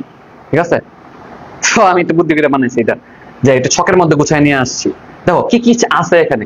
আমরা উপজাতির নাম জানবো, অপর নাম জানবো, মানে এদেরকে অন্য কোনো নামে ডাকা হয় কিনা। এরপরে ধর্মটা জানবো, স্পেশাল জিনিস উৎসব জানবোই, উৎসব না পারলে একবার ধরা, উৎসব তো পড়তেই হবে। এরপরে কিছু বিশেষ তথ্য যা পাই লিখে দিব এখানে, বুঝছো। এখন এটা তো আমি লিখছি, আরো কয়েকটা কলাম বাড়ানো যাইতো। কি দিয়া, যেমন তাদের এদের গ্রামের নাম কি, এদের গ্রাম প্রধানের নাম কি, এদের পোশাকের নাম কি, বুঝছো কিনা, এদের প্রধান খাবারের নাম কি, তারপর হচ্ছে এদের প্রধান ভাষার নাম কি, এগুলো দরকার নাই ভাই। ঠিক আছে, গ্রাম প্রধান আমি আসতে দেখি নাই, একবার মনে প্রশ্ন আসছে, মানে 100টা প্রশ্নের মতো মানে একবার আসছে, দরকার নাই ভাই। ঠিক আছে, গ্রাম প্রধান পড়ার দরকার নাই। বা ভাষাটা তুমি একবার বই থেকে একবার রিডিং দিয়ে দিও। ঠিক আছে, যেমন কয়েকটা ভাষা ইজি আছে, যেমন ধরো সাঁওতালদের ভাষা সাঁওতালি, সহজ না, এরকম ভাবে কয়েকটা তুমি রিডিং দিয়ে দিও, ভাষার রিডিং দিয়ে দিও, শেষ। তবে এখান থেকে মারাত্মক ইম্পর্টেন্ট হইলো এদের উৎসবের নাম। ঠিক আছে, চলো আমরা পড়তে থাকি। তো সব উৎসব পড়ার আগে একটা গুরুত্বপূর্ণ উৎসব যেটা থেকে বারবার প্রশ্ন আসে এবং পারতেই হবে, সেটা কোনটা? সেটা হইলো বৈশাখী। একটা সময় পড়ছিলা তুমি সেটা। এটাকে বলে উপজাতিদের বর্ষবরণ উৎসব। মানে বর্ষবরণ মানে কি? বর্ষ মানে বছর, বরণ মানে তাকে আহ্বান জানানো, মানে আগমন, একটা শুভেচ্ছা জানানো। ঠিক আছে, নতুন বছর আসলে আমরা জানি তো বাংলা মাসগুলোর নাম জানো তো না? বৈশাখ, জ্যৈষ্ঠ, আষাঢ়, শ্রাবণ, কার্তিক, অগ্রহায়ণ, পৌষ, মাঘ, ফাল্গুন, চৈত্র। ঠিক আছে না? বারোটা হয়েছে নি? বৈশাখ পেছনি খেয়ে যাই, দাঁড়াও কোনি 12টা মাসের তো। বৈশাখ, জ্যৈষ্ঠ, আষাঢ়, শ্রাবণ, কার্তিক, অগ্রহায়ণ, পৌষ, মাঘ, ফাল্গুন চৈত্র হয়েছে তো না, 10টা হয়েছে, আর 2টা কই? ভাদ্র আশ্বিন কই গেল? আচ্ছা দাঁড়া আবার গণি। বৈশাখ জ্যৈষ্ঠ আষাঢ় শ্রাবণ ভাদ্র আশ্বিন কার্তিক অগ্রহায়ণ পৌষ মাঘ ফাল্গুন চৈত্র হয়েছে 12টা। তাই সর্বশেষ মাসের নাম কি? চৈত্র মাস। ঠিক আছে, চৈত্র মাসে অনেক গরম পড়ে, তাই না? তো কথা হইলো যে চৈত্র মাসের শেষের দিকে নতুন বছর, অর্থাৎ পহেলা বৈশাখ, বৈশাখের আগমন, বৈশাখের আগমন, চৈত্রের শেষের দিকে নতুন বছরের আগমনে বর্ষবরণ উৎসব করে তারা, ফুল দিয়া বর্ষবরণ উৎসবটা পালন করে। ঠিক আছে, মোটামুটি বছরের নতুন বছর আসার আগের 2 দিন আর নতুন বছরের প্রথম দিন 3 দিন পালন করে। ঠিক আছে, তো এই বর্ষবরণ উৎসবটার নাম কি? বর্ষবরণ উৎসবটার নাম কি? খুবই গুরুত্বপূর্ণ একটা উৎসব। আর আমি ঔষধ বলে ফেলি কেন? এটা হলো বৈশাখী।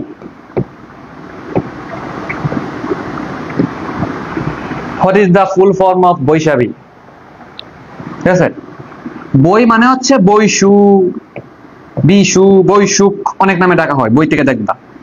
সা দেয়া হচ্ছে সাংরাই, বি দিয়ে হচ্ছে বিজু, বিজুরে বিজু, বিজু অনেকভাবে লেখে। বইকে জ দেওয়া লেখে, ওই জ দেওয়া লেখে। তাহলে বৈশু বা বৈশুক, সাংরাই, বিজু, এই 3টা হলো নাম।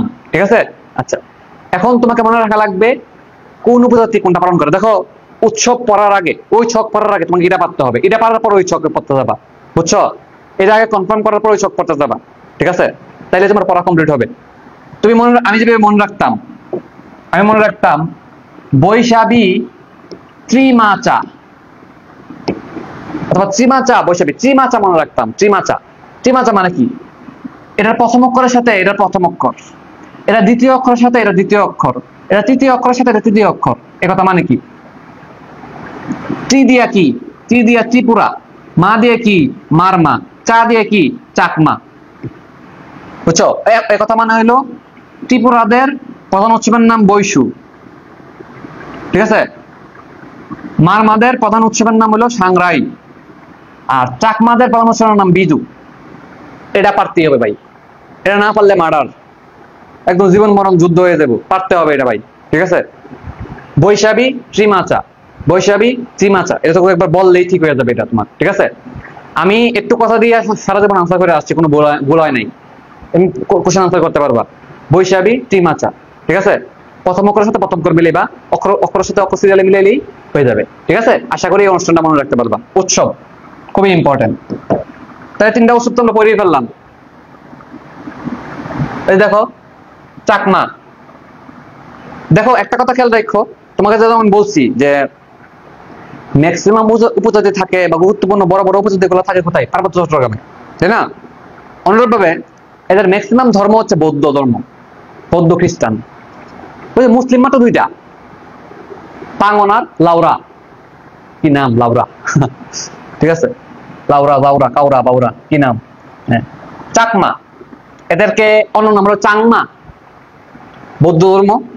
ঠিক আছে, এই যে এই মাত্র বললাম বিজু, বিজু সম্পর্কে একটা তথ্য জেনে রাখো যে 3 দিন ধরে এই ধর্মটা পালন, এই ধর্ম না, এই উৎসবটা পালন করা হয়, বিজু ধর্ম। আবারও বিজু ধর্ম, ধরো বিজু উৎসব, বিজু উৎসবটা 3 দিন ধরে পালন করা হয়, খেয়াল রাখবে। এবং কিছু কিছু পূর্ণিমা, বৈশাখী পূর্ণিমা, ফাগুনী পূর্ণিমা, বৌদ্ধ পূর্ণিমা, সকল পূর্ণিমা গুলো তারা পালন করে, বুঝছো? পূর্ণিমা সম্বন্ধ উৎসব গুলা তারা পালন করে। বৈশাখী পূর্ণিমা, ফাল্গুনী পূর্ণিমা, বৌদ্ধ পূর্ণিমা, বিজু, বয়ের খেলা, সব হলো চাকমা। ঠিক আছে, আচ্ছা এখন জুম চাষ বলতে একটা কথা আছে, এটা কোথায় করা হয় মনে রাখবা। জুম চাষ হবে সেই জায়গায় যে জায়গায় অনেক পাহাড় আছে, বুঝছো? যে জায়গায় কি আছে? অনেক পাহাড় আছে। পাহাড় কই আছে? পার্বত্য চট্টগ্রামে, যেহেতু ওই জায়গায় পাহাড় আছে, পাহাড়ি এলাকায় জুম চাষ করা যায়।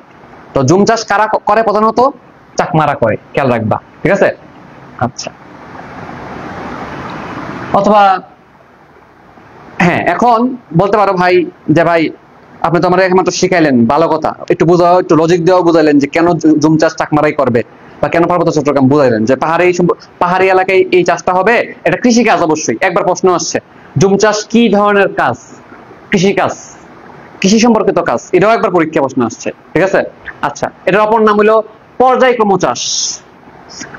এটার বিকল্প হিসেবে সল্ট পদ্ধতি ব্যবহার করা হয়, খেয়াল রাখবা। কয়েকটা তথ্য। জুম চাষের অপর নাম কি? জুম চাষ কি ধরনের চাষ? কৃষি চাষ। অপর নাম কি? পর্যায়ক্রম চাষ। এটা বিকল্প হিসেবে কি ব্যবহার করা হয়? সল্ট পদ্ধতি। আর একটা ইংলিশ আছে, এটা ইংলিশটা হলো স্ল্যাশ এন্ড বার্ন। বার্ন মানে পোড়া না?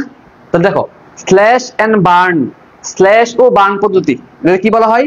স্ল্যাশ ও বার্ন পদ্ধতি বলা হয়, ঠিক আছে? আচ্ছা, যাই হোক, এখন ভাইয়া কেমনে মনে রাখবো যে ধরেন আমি 7 দিন পরে গিয়া 10 দিন পরে হঠাৎ করে ভুলে গেছি জুম চাষ কারা করে, তখন কেন মনে রাখবো? দেখো, তুমি এমনি মনে রাখবা যে জুম করলে একটা জিনিস কি বড় হয় কিনা বলো আমাকে। আমরা যখন মোবাইলে জুম করি একটা জিনিস কি অনেক বড় হয় না? তো বড় মানে বৃহত্তম, বৃহত্তম মানে চাকমা, হয়েছি নি বলো? বৃহত্তম উপজাতি চাকমা না? পারবা না তুমি? অবশ্যই পারবা। তুমি না পারলে কে পারবো? হ্যাঁ, এটা বৃহত্তম আগেই বলছি, এবং এরা প্রধানত রাঙামাটিতে থাকে। আমরা জানি চাকমারা পার্বত্য চট্টগ্রামে থাকবে। পার্বত্য চট্টগ্রাম তো 3টা পার্ট, বাঘারা, বান্দরবান, খাগড়াছড়ি, রাঙামাটি। এর মধ্যে রাঙামাটির যে অঞ্চলটা আছে, রাঙামাটির মধ্যে চাকমারা একটু বেশি থাকে, একটু খেয়াল রাখো। দেখো, তুমি যদি এমনিও বলো চাকমারা রাঙামাটি, বা চাকমাদের মনে অনেক রং, এজন্য রাঙামাটি। যেহেতু তারা বৃহত্তম, তাদের মনের মধ্যে অনেক রং, এজন্য রাঙামাটি, এমনিও করতে পারো, ঠিক আছে? আচ্ছা, পারবা আশা করি। মারমা, আমি কিন্তু সিরিয়ালে লিখছি মারমারা। এদের অপর নাম, আরেকটা নাম ম দিয়ে আনসার মগ, এটা বৌদ্ধ, সমস্যা নাই। সাংরাই পড়ে ফেলছি একটু আগে, এই যে বৈশাবি ত্রি মা চা পড়ছি না? পারবা না? পারবা। দ্বিতীয় বৃহত্তম আমরা পারি। একটা তথ্য পড়তে হবে এখানে, ঠিক আছে? তোমাদের কি মনে আছে ইউ কেচিং মারমা? তার নাম মনে আছে? মুক্তিযুদ্ধে 2 জন উপজাতির কথা পড়তে হয়, ক্ষুদ্র নিগোষ্ঠীর কথা পড়তে হয়। একটা হলো খাসিয়া, একজনের নাম হলো কাকন বিবি, আর একটা হলো ইউ কেচিং মারমা। তো যেহেতু তার নামে শেষে ইউ কেচিং মারমা, সেটা মারমা উপজাতিরই হইব, তাই না? তাহলে এর একটু লেখা রাখো, ইউ কেচিং মারমা। তোমাদের কি মনে আছে ইউ কেচিং মারমা কয় নাম্বার সেক্টরে কাজ যুদ্ধ করছে, মানে সাহায্য করছে? তারা কিন্তু বীর বিক্রম উপাধি দেওয়া হয়েছে। এটা মুক্তিযুদ্ধের ক্লাসের পড়া আসলে। বলো, ইউ কেচিং মারমা আমি যদি বল না করি 6 নাম্বার সেক্টরে কাজ করছে, ঠিক আছে? এবং তাকে দেওয়া হয়েছে, বীর বিক্রম উপাধি দেওয়া হয়েছে, ঠিক আছে? একটু লেখা রেখে পাশে দিয়া 6 নাম্বার এবং হচ্ছে বীর বিক্রম, ঠিক আছে? একটা তথ্য লেখা রাখবে। এরপর হচ্ছে ত্রিপুরা, তৃতীয় বৃহত্তম আমরা জানি। ত্রিপুরারে ডাকা হয় টিপ্রা, টিপ্রা নামে ডাকা হয়, টিপরা। এরা ধর্ম কি? ধর্ম ত্রিপুরা লেখা দিছে বলে ধর্ম হবে হিন্দু, হিন্দু বা সনাতনী ধর্ম হবে, হিন্দু বা সনাতনী ধর্ম হবে। এদের উৎসবের নাম একটু আগে পড়ছি, ত্রিমাচা, বৈশাবি, বৈশাবি ত্রিমাচা পড়ছি না? ওটা দিয়ে আনসার করবা, বৈশু। এরা কোথায় থাকে দেখো ভাই, এই যে ত্রিপুরার নাম, এটা ফৈশুন ছবি দিব না প্রথম, শুনছো পার্বত্য চট্টগ্রামে। ওই জায়গাগুলোতে পড়ছো? পড়ো নাই? তাহলে শিওর পার্বত্য চট্টগ্রামে। বাট পার্বত্য চট্টগ্রাম মানে তোমার 3টা, বাখারা, এর মধ্যে কোনটা? খাগড়াছড়ি, ঠিক আছে? খাগড়াছড়িতে থাকে, বুঝছো? আচ্ছা, মনে আছে তোমাদের কুমিল্লার পূর্ব নাম হলো ত্রিপুরা, মনে আছে? কুমিল্লার পূর্ব নাম হলো ত্রিপুরা। ঢাকার পূর্ব নাম কি? জাহাঙ্গীরনগর। সিলেটের পূর্ব নাম কি? জালালাবাদ, ভুল না করলে। এরপরে আরো কয়েকটা জায়গার অপর নাম আছে। বরিশালের অপর নাম নাম, পূর্ব নাম কি? পূর্ব কি নাম জানি, কি আগের নাম জানি কি ছিল? পূর্বদ্বীপ মনে হয়, না কি জানো, ভুলে গেছি। আচ্ছা, ওকে, চন্দ্রদ্বীপ, সরি, ইয়েস, চন্দ্রদ্বীপ। বরিশালের পূর্ব নাম হলো চন্দ্রদ্বীপ। হ্যাঁ, ঠিক আছে। ত্রিপুরাটা হচ্ছে খাগড়াছড়ির, খেয়াল রাখবা। সাঁওতালটা হচ্ছে এদের হচ্ছে অন্য নাম হলো হোর। অন্য নাম কি? হোর। হোর মানে মানুষ, হোর শব্দের অর্থ কি? মানুষ। এটা খ্রিস্টান। সাঁওতাল, সোহরাই এদের উৎসবের নাম। এবং এখান থেকে একটু তথ্য অ্যাড করে ফেলবো এই জায়গার মধ্যে। তোমাদেরকে আমি পড়াইছিলাম জিকে 1 বা 2 এর ক্লাসে সম্ভবত, সাঁওতাল বিদ্রোহ, ঠিক আছে? সাঁওতাল বিদ্রোহ হয় 1855 সালে। সাঁওতাল দিবস বলা হয়, সাঁওতাল বিদ্রোহ দিবস বলা হয় 30 জুনকে, পড়াইছিলাম, একটু মিলাই দিলাম এখানে। এরপরে গারোরা হচ্ছে কই থাকে? পাহাড়ি অঞ্চলে না, এই যে মেইনলি ময়মনসিংহ অঞ্চলে থাকে, ঠিক আছে? খেয়াল রাখবা। এবং ওয়াং ওয়াং গালা, এটা অনেকবার আসছে ভাই, এটা অনেকবার আসছে পরীক্ষা, অনেকবার আসছে বিভিন্ন পরীক্ষায়। কেন মনে রাখবা? ওয়াং গালা গারো, ওয়াং গালা গারো, ওয়াং গালা গারো, ভুলে যাওয়ার কোনো সম্ভাবনাই নেই। কারণ যে জিনিস তুমি মুখস্থ করবে এটা না তুমি ভুলে যাইবা। এটা মুখস্থ করছো তুমি না, এটা প্রশ্ন থেকে উত্তর পাই করছো। ঠিক আছে, ওকে। এদের এদের স্থানীয় নাম হলো আচিক মান্দি। নাম কি? আচিক মান্দি। আচিক মানে হচ্ছে পাহাড়, আর মান্দি মানে মানুষ। অর্থাৎ এরা নিজেদেরকে পাহাড়ের মানুষ বলতে দাবি করে বা বলতে পছন্দ করে, পাহাড়ের মানুষ গারোরা।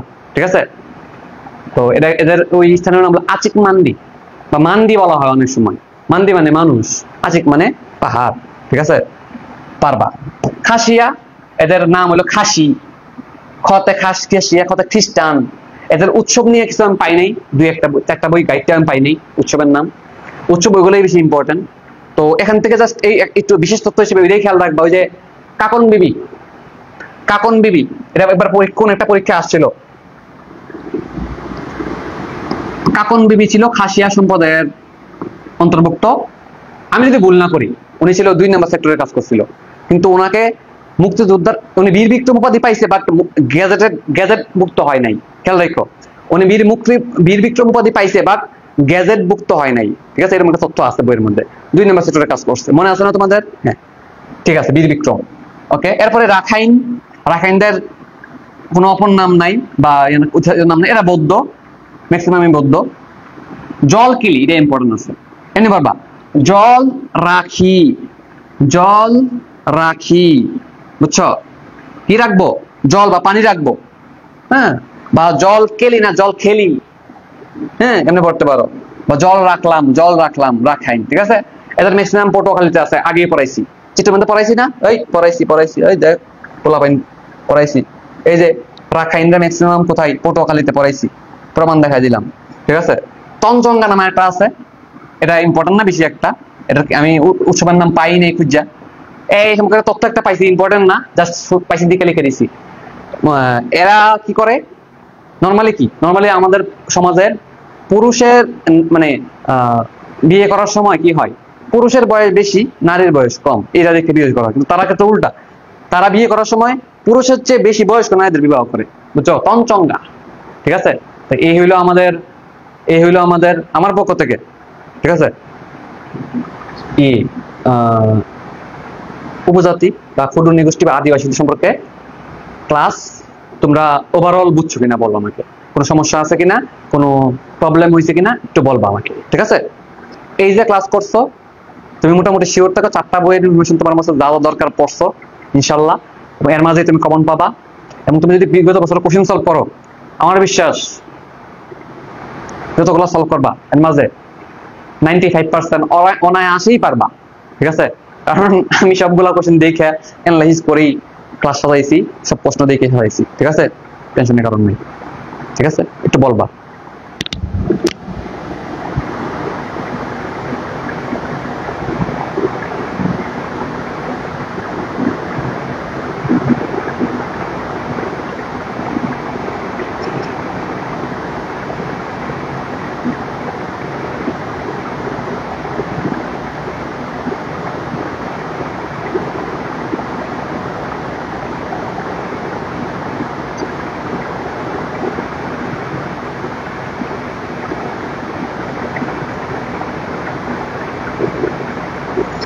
হ্যাঁ, কয়জন আসো লাইভে?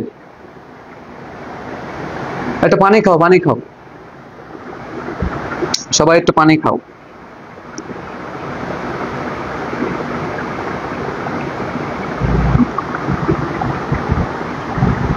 আমি একটু পানি খেয়ে আসি 30 সেকেন্ডের ভিতর।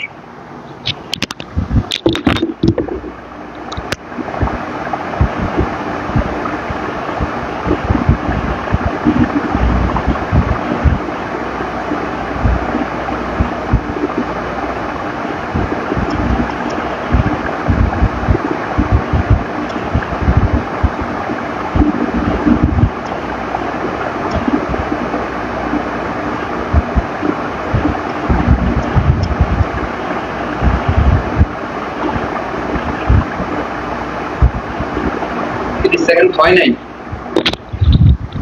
চলে এসেছি।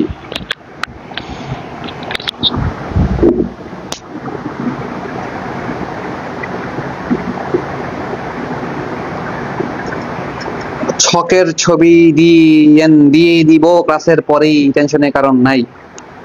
হ্যাঁ, কুমিল্লার কারণ এটা কুমিল্লা জেলার পূর্ব নাম হলো ত্রিপুরা। শোনো, কন্টেন্ট গ্রুপে গিয়া ভৌগোলিক নাম নামে সার্চ দিও, বাংলাদেশের ভৌগোলিক নাম অথবা ভৌগোলিক নাম সার্চ দিও, তাহলে পাইয়া যাবা একটা কন্টেন্ট। ঠিক আছে, ওটা একটু দেখো। গরম লাগতেছে অনেক।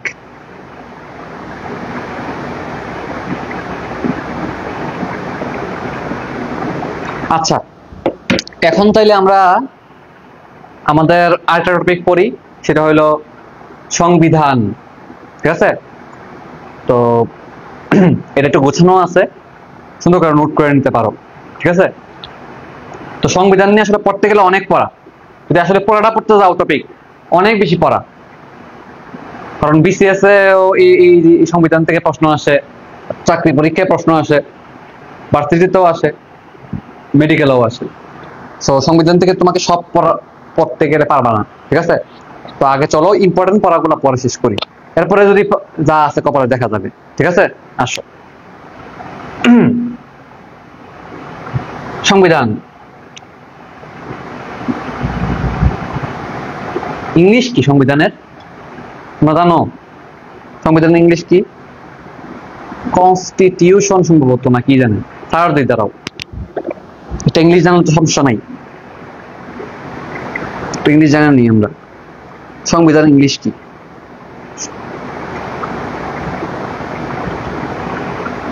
সংবিধান ইংলিশ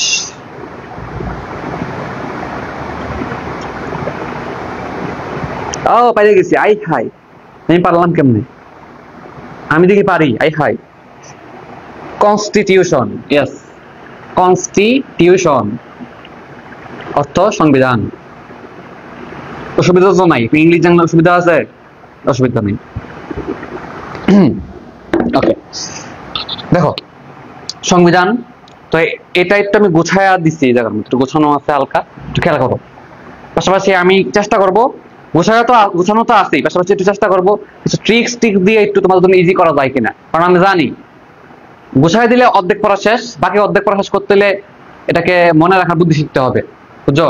মুখস্থ জিনিস তো একটু খেয়াল রাখা লাগবে, পরীক্ষা আসে। আচ্ছা, প্রথম কথা, সংবিধান কি? সংবিধান হচ্ছে রাষ্ট্রের সর্বোচ্চ আইন। ঠিক আছে, নিয়ম নীতি, একটা দেশ চলবে কিভাবে সব নিয়ম নীতি লেখা। ঠিক আছে, তো কখন সংবিধান তৈরি হওয়া দরকার তোমার কি মনে হয়? একটা দেশ যখন স্বাধীন হয়ে যায় তখন, যেমন আমাদের 1971 সালে যখন যুদ্ধ করে যখন দেশ স্বাধীন হয়েছে, তখন কিন্তু সংবিধানের প্রয়োজন পড়ছে, কারণ দেশ চলবে কিভাবে, কোন নিয়ম নীতির ভিত্তিতে চলবে, সবকিছু সংবিধান থাকা দরকার নেই। তো রাষ্ট্রের সর্বোচ্চ আইন হইল সংবিধান, এটা ছাড়া রাষ্ট্র অচল। ঠিক আছে, ওকে, তো সংবিধান কনস্টিটিউশন। ওকে, তো আমি যেটা করতেছি একটু সেগমেন্ট আকারে সাজানো আছে এখানে, সংখ্যা রিলেটেড পড়া। ঠিক আছে, যদি বলে দেখো সাজানো আছে অলরেডি, এখানে সাজানোর কাজটা আমার অর্ধেক এখানে কষ্ট কমে গেছে। এখন তোমাকে ট্রিক্স টুক্স দিয়ে কোনো রকমে জোর করে মুখস্থ করানোর চেষ্টা করবো আমি। ঠিক আছে, ইজি করার চেষ্টা করব, এরপর তুমি তো বারবার পড়বাই, তোমার তো একটা ব্রেইন আছেই, তাই না?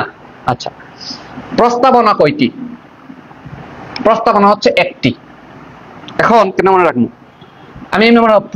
প্রস্তাবনা প্রথম মনে রাখতাম, প্রথম প্রস্তাবনা, প্রথম প্রস্তাবনা, প্রথম প্রস্তাবনা, প্রথম মানে এক মানে একটি। ঠিক আছে, আচ্ছা, মূলনীতি কয়টি? চারটি। এমনিও খেয়াল রাখতে পারো, মূলনীতির মধ্যে অক্ষর চারটা, 1 2 3 4, চারটা অক্ষর কিনা, তাহলে চারটি হবে। কি কি চারটা? জাতীয়তাবাদ, সমাজতন্ত্র, গণতন্ত্র, ধর্মনিরপেক্ষতা। এই তো চারটা নাম মনে রাখা জরুরি না বেশি, সবার আগে মনে রাখবো মূলনীতি হলো চারটি। ঠিক আছে, ওকে, মূলনীতি চারটি, কিন্তু মৌলিক নীতি বললে কিন্তু আবার 7টি। ঠিক আছে, জুবাইরজিকে লেখা আছে, দেখবা মৌলিক নীতি 7টি। ঠিক আছে, সতর্ক থাকো। তো তফসিল, তফসিল, তফসিল 7টি, সিল 7টি, শতে সিল, শতে 7টি। ঠিক আছে, বা মৌলিক নীতি 7টি। ঠিক আছে, আচ্ছা, 7টি তফসিল আছে, ভালো কথা। এখন জুলাই অভ্যুত্থানের আগে, হাসিনা আপা পালানোর আগ পর্যন্ত আমাদেরকে তফসিল 7টা একথা পড়ার পর 3টা তফসিল পড়তেই হইতো, ঠিক আছে? মানে 7টা তফসিল তো সবকিছু মনে রাখা সম্ভব না বা মনে রাখা দরকার হয় না, 3টা তফসিলের কথা মনে রাখা লাগতোই। 5 নাম্বার তফসিল, 6 নাম্বার তফসিল, 7 নাম্বার তফসিলের কথা মনে রাখা লাগতো। এখন তুমি একটু যাচাই করে দেখো এখন লাগবে কিনা, ঠিক আছে? 5 নাম্বার তফসিলে আছে হচ্ছে 7ই মার্চের ভাষণ, যেটা একদম এখন নিষিদ্ধ। 7ই মার্চ এটার উপর ক্যান্সেল করে দেওয়া হয়েছে, নিষিদ্ধ করে দেওয়া হয়েছে, এটা পড়া লাগবে না, বাচ্চা গেছি। 6 নং তফসিলে আলোচনা করে স্বাধীনতার ঘোষণা। এখন স্বাধীনতার ঘোষণা মানে বঙ্গবন্ধু, বঙ্গবন্ধু চলে আসছে এই জায়গার মধ্যে, ঠিক আছে? বঙ্গবন্ধু ঝামেলা একটা রয়ে গেছে, স্বাধীনতার ঘোষক বঙ্গবন্ধু নাকি হচ্ছে জিয়াউর রহমান, এই জায়গার মধ্যে একটা বেজাল লেগে রয়েছে। এই প্রশ্ন আসার সম্ভাবনা নাই, নাই বললেই চলে, ঠিক আছে? এই হিসেবে এটা আবার চলে যাচ্ছে। স্বাধীনতার ঘোষণাপত্র এটা একটু পড়তে পারো 7 নং তফসিলে, বাট এটাও মুজিবনগর সরকারের সাথে জড়িত, মুজিবনগর সরকারের সাথে জড়িত, যেখানে আওয়ামী লীগ সরাসরি জড়িত এবং হচ্ছে বঙ্গবন্ধু সরাসরি জড়িত, ঠিক আছে? মুজিবনগর সরকারের প্রধানমন্ত্রী কে ছিল, রাষ্ট্রপতি কে ছিল? রাষ্ট্রপতি ছিল হচ্ছে বঙ্গবন্ধু, প্রধানমন্ত্রী ছিল তাজউদ্দিন আহমেদ, তাই না? এই হিসেবে এই রবাদ চলে যাচ্ছে আর কি। তাও তোমরা একটু ধরে একটু চোখে দেখে রাখো, গুরুত্ব দিয়ে পড়ার দরকার নেই। ওকে, গেল। এবার আসো তিনটা সংখ্যা প্রায় পরীক্ষায় বিভিন্ন সময় বিভিন্ন বারবার আসে এবং আমরা বারবার বাজার লাগাই। আমার সময় আমি যখন তোমাদের মতো স্টুডেন্ট ছিলাম, আমি অনেকবার এটা কাজ লাগাইছি। ভাগ কয়টা, পরিচ্ছদ কয়টা, মোট অনুচ্ছেদ কয়টা, একদম মাথা নষ্ট, ঠিক আছে? এখনো আমি এটা মনে থাকে না, তারপর দেখি তোমাদের জন্য কিছু সহজ করতে পারি কিনা। 3টা সংখ্যা 11, 13, 153। একটা হলো ভাগ বা অধ্যায়। ভাগ বা অধ্যায় কয়টা? এর আনসার হচ্ছে 11টা। পরিচ্ছদ কয়টা? 13টা। আর মোট অনুচ্ছেদ কয়টা? 153টা। এখন আমার কাছে এখনো কোনো ট্রিক্স নাই মনে রাখার, তাও একটু দেখি, একটু দাঁড়ায় চিন্তা করি, আমাকে 1টা মিনিট সময় দাও, একটু বুদ্ধি টুদ্ধি বাই করার বুদ্ধি চেষ্টা করি, কোনো বুদ্ধি আছে কিনা, মাথায় কোনো বুদ্ধি আসছে কিনা দেখি। তোমরা একটু ভাবো, কারণ ভাই তুমি মানো না, তুমি ব্রিলিয়ান্ট হইতে পারো ভাই, আমি জানি না, যারা ক্লাস অফিসের মধ্যে কেউ কেউ ব্রিলিয়ান্ট হইতে পারো, তোমার মনে থাকতে পারে, কিন্তু আমার মতো যারা ব্রেইন তারা এরই প্যাচ লাগাই ফেলবে শিওর, ঠিক আছে? এই জন্য একটু ভাবো, একটু বুদ্ধি বানানোর চেষ্টা করো, দেখো তোমরা একটু খাটাও, অনেক সময় তোমাদের মাথার থেকে আরো অনেক ভালো বুদ্ধি আসে, দেখো চিন্তা করে একটু কোনো ভালো বুদ্ধি আসে কিনা মনে রাখার।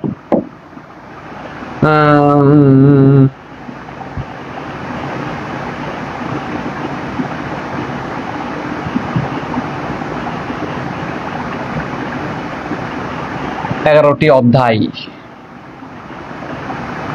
বা ভাগ।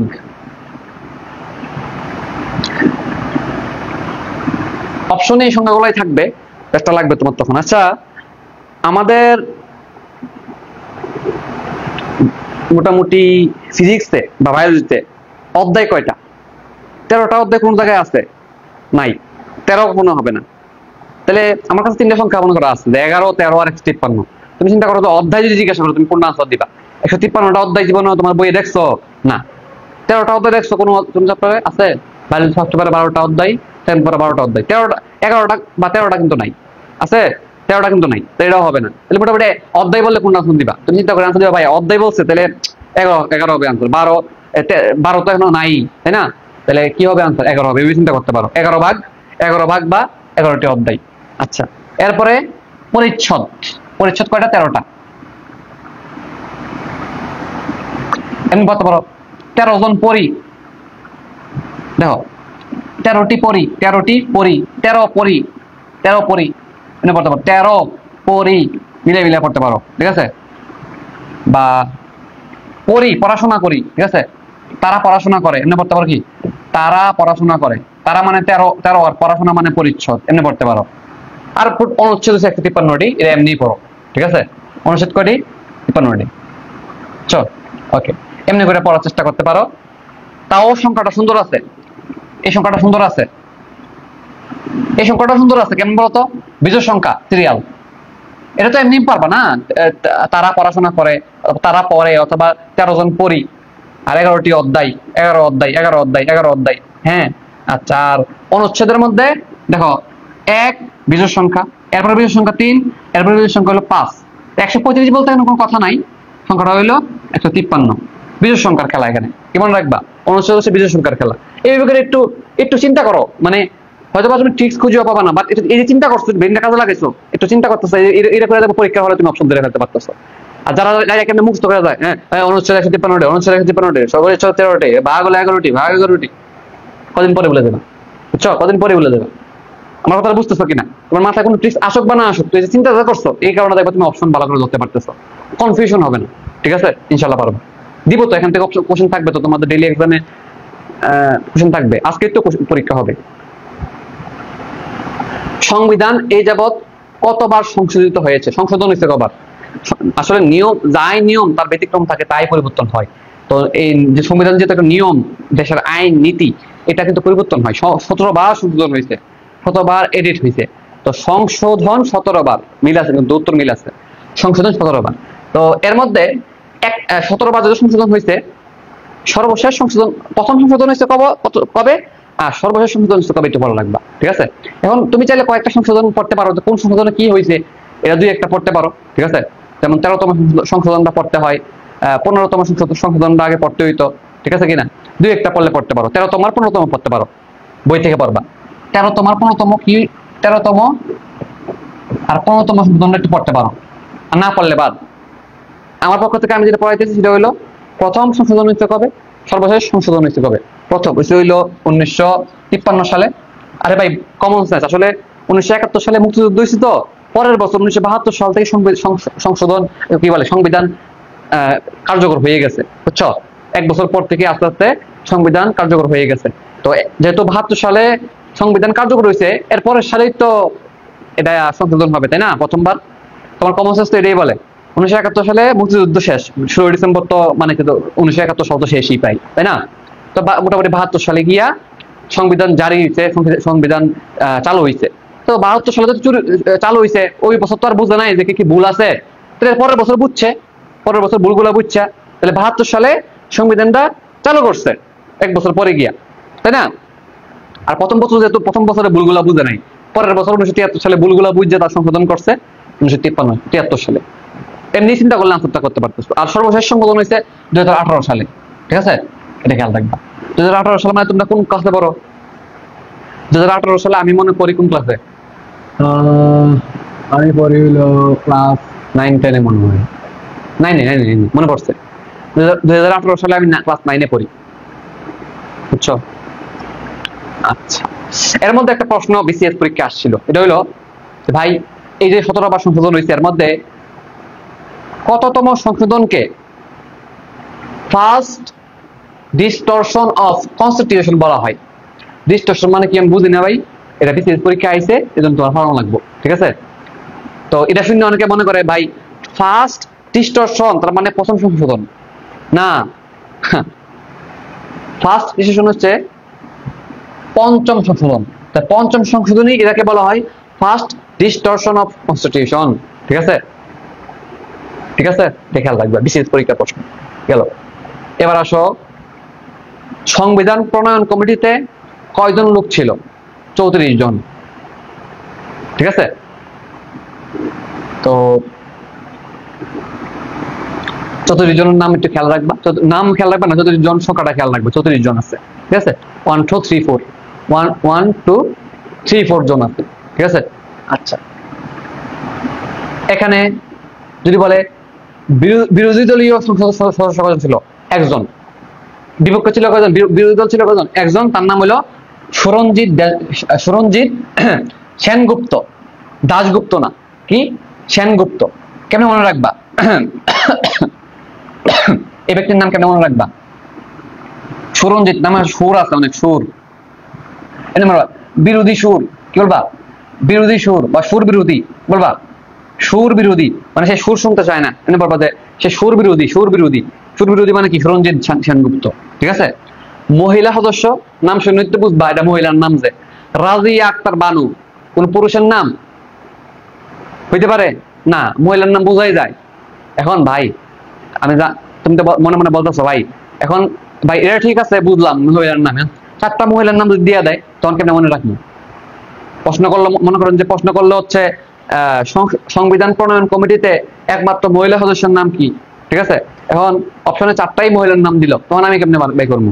ঠিক আছে, তখন এমনি মনে রাখবা, দেখো এমনি চিন্তা করো, একটা মজার ট্রিক শেখাই। ধরো অনেক মহিলা ছিল ওই সময় যখন সংবিধান প্রণয়ন করে, আশেপাশে অনেক মহিলা ছিল। ধরো সবাই একটা গল্প চিন্তা করো, সবাই গিয়ে মনে করো যে জিজ্ঞাসা করা হইতেছে, এই আপনি কি সংবিধান প্রণয়ন কমিটিতে থাকবেন, আপনি থাকবেন, আপনি থাকবেন। কেউ রাজি হয় না, একজন মাত্র রাজি হয়েছে, এজন্য তার নাম রাজিয়া আক্তার বানু। বুঝছো? মনে রাখবা যে সংবিধান প্রণয়ন কমিটিতে কোন মহিলা থাকতে রাজি হয় না, একজনই রাজি হয়েছে, এজন্য তার নাম হলো রাজিয়া আক্তার বানু। ঠিক আছে, মনে থাকবো না? বলবো পারবা ইনশাল্লাহ। ভাষা কয়টি? দুইটি। আমাদের সংবিধান দুইটি ভাষায় লেখা হয়েছে, বাংলা এবং ইংলিশ। ঠিক আছে, বাংলা তো লেখা হইবই, বাংলাদেশি মানুষ। আর একটা ইংলিশ আছে, ইংলিশ ইন্টারন্যাশনাল ল্যাঙ্গুয়েজ, যেটা বাকিরা বুঝতে পারে। বুঝছো? তোমার আমার একটু কমন সেন্স চিন্তা করো ভাই, বাংলাদেশি মানুষ, তুমি বাংলাদেশের সংবিধান বানাইছো, বাংলা তো থাকবোই।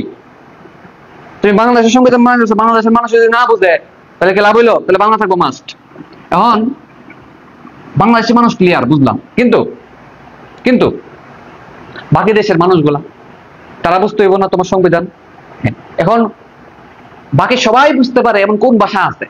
একটাই ভাষা আছে, তার ইংলিশ। কারণ ইংলিশ ইজ এন, মনে আছে কিনা পড়ছিল যে English is an international language. ঠিক আছে, সবাই বুঝবে, এই জন্য দুইটা ভাষা বাংলাদেশ, বাংলা এবং ইংলিশ। ঠিক আছে, আচ্ছা এবার আসো, আমাদের সংবিধান কিন্তু লিখিত সংবিধান ছিল, লিখিত সংবিধান, হাতে লেখা হয়েছিল। ঠিক আছে, হস্তলিখিত, হস্ত মানে কি হাত, লিখিত মানে লিখছে, হাত দিয়ে লিখছে। তাহলে মোট পাতা ছিল কত? 93টি। ঠিক আছে, তাহলে হস্তলিখিত সংবিধানে মোট পাতা ছিল 93টি, আর স্বাক্ষর সহ 108টি। ঠিক আছে, আচ্ছা তো এটা হয়তো মনে রাখার বুদ্ধি বলি, কারণ আমি জানি তোমরা ভুলে যাবা। ঠিক আছে, যেমন কেমন মনে রাখতে পারো? হস্ত মানে হাত, হাতে নাতে কি পড়তে পারো? হাতে নাতে, হাতে নাতে। হস্ত মানে হাত না? বলে না তোর হাতে নাতে দোস্তি। একটা ফ্রেজ এন্ড ইডিয়ম শিখছো কিনা তোমরা? রেড হ্যান্ডেড পড়ছো? ইংলিশ একটু পড়ো রেগুলার, যারা আমাদের কথা শুনে চলবা তারা ভালো করবা। দ্য থিফ কট, একটা ইংলিশ আছে এরকম, আমি যদি ভুল না করি, the thief caught red handed, মানে চোরটি হাতে নাতে ধরা পড়লো। ঠিক আছে, কত আগে পড়ছিলাম, মনে আছে শব্দটা এখনো। তো রেড হ্যান্ডেড হাতে নাতে মানে কি? হ্যাঁ, হাতে মানে হস্ত, নাতে মানে কি ভাই?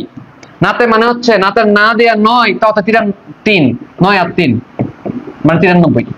ঠিক আছে, এই টিক্স দ্বারাই বানাইলাম এখন। হাতে নাতে, নাতে মানে 9 3 93। ঠিক আছে, পারবা? শব্দ দেখলে মনে পড়ে দেবো, বাকিটা পরবার বলবো, তোমার শব্দ দেখলে মনে পড়ে দেবো। স্বাক্ষর সহ কয়টা? মোটামুটি আরো কয়েকটা বাড়ছে আর কি। কত বাড়ছে দেখো, 93 থেকে 108, মানে কত পেজ বাড়ছে? 7 পেজ, 15 পেজ বাড়ছে। তো স্বাক্ষরে 15 পেজ বেড়ে গেছে, 108 পেজ হয়ে গেছে। বুঝছো? একটু খেয়াল রাখতে পারো, 10 আর 8 আছে এখানে। হ্যাঁ, স্বাক্ষর সহ কত হয়ে গেছে?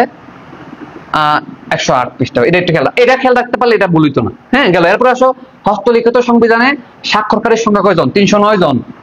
ঠিক আছে, তাহলে 309 জন স্বাক্ষর দিছিল, এটা খেয়াল রাখবা, 309 জন। আচ্ছা, এরপরে গণপরিষদের মোট সদস্য সংখ্যা কয়জন? দেখো, গণপরিষদের সংখ্যা হলো 403 জন। তাহলে গণপরিষদে কয়জন ছিল? এই সংখ্যা, এই মানুষের সংখ্যাগুলো ইম্পর্টেন্ট না বেশি? ওই যে সংবিধানের মূলনীতি কয়টি, মৌলিক নীতি কয়টি, তফসিল কয়টি, অনুচ্ছেদ কয়টি, ভাগ কয়টি, এগুলো বেশি ইম্পর্টেন্ট। ঠিক আছে, এটা একবার দুবার দেখো। 300 400 খেলা দেখো, 300 400 খেলা, 309 403। এবার আসো সংবিধান রিলেটেড তারিখ, তারিখগুলা সিরিয়ালে সাজানো হয়েছে জায়গার মধ্যে। আমরা বিভিন্ন বই পড়তে গিয়ে দেখবা যে একবার বলছে এটা, একবার বলছে এটা, বলতে বলতে তোমার মাথা নষ্ট হয়ে গেছে। সিরিয়াল অনুযায়ী ঘটনাগুলো পড়লে তোমার বুঝতে সুবিধা হবে। এরপরে আমি আলটিমেটলি বলে দেবো কোনটা মনে রাখতে হবে। অস্থায়ী সংবিধান, প্রথম দেখো, একটা সংবিধান মানে একটা গুরুত্বপূর্ণ জিনিস, এটাকে প্রথমে স্থায়ী করে ফেললে হবে না। প্রথমত একটা কোনো রকমে দিছে অস্থায়ী, তাহলে অস্থায়ী সাংবিধানিক আদেশ দিছে, মানে তৈরি করতে হইব, একটা চিন্তা ভাবনা শুরু করছে কত তারিখ? 1972 সালে। মাত্র 1971 সালে 16 ডিসেম্বর মাত্র যুদ্ধটা শেষ হয়েছে। হ্যাঁ, এরপর পরেই 72 সালে জানুয়ারি মাসেই তারা চিন্তা ভাবনা করা শুরু করছে, না সংবিধান লাগবো, নাহলে কিন্তু উল্টাপাল্টা হয়ে যাবে। তো মোটামুটি 11 জানুয়ারি তারা একটা অস্থায়ী সংবিধান বানানোর একটা বুদ্ধিবাদী করতেছিল। এরপরে এর 2-3 মাস পর 10ই এপ্রিল 1972 সালে 10ই এপ্রিল গণপরিষদে প্রথম তারা একটা বৈঠক বসে, যে তারা দেখে চিন্তা করে যে কিভাবে বানাইতে হবে, ঠিক আছে। এরপরে বৈঠকটা করার পর তারা একটা কমিটি গঠন করে, ঠিক আছে। এপ্রিল মাসেরই 10 তারিখ তো তারা বৈঠকে মিটিং এ বসে, মিটিং এ বসে 11 তারিখই পরের দিনই 11 এপ্রিল তারা একটা কমিটি গঠন করে ফেলে, ঠিক আছে। একটা কমিটি গঠন করে দিলাম, এই কমিটির আপনারা কি করবেন, একটা সংবিধান গঠন করবেন, সংবিধান নিয়ম নীতি বানাইবেন, আপনার দায়িত্বে থাকবেন, ঠিক আছে। এর পরের দিনই তাহলে একটু সিরিয়ালে ঘটনাগুলো খেয়াল রাখতে পারবা, যে প্রথমে জানুয়ারি মাসের কাহিনী, তারপরে এপ্রিল মাসের কাহিনী, এপ্রিল মাসের 10 তারিখ দিয়ে কাহিনী শুরু, 11 তারিখ হচ্ছে কমিটি গঠন হয়ে গেছে। আচ্ছা, এরপরে যেহেতু কমিটি গঠন করে ফেলছে, তারা কাজ কি, তারা কাজ হলো অবশ্যই একটা সংবিধান তৈরি করে ফেলা, বা সংবিধান তৈরি করার জন্য একটা কাজ করা। তারা একটা খসড়া মানে হচ্ছে যে একটা বানাই দিচ্ছে আর কি, চেক করার জন্য।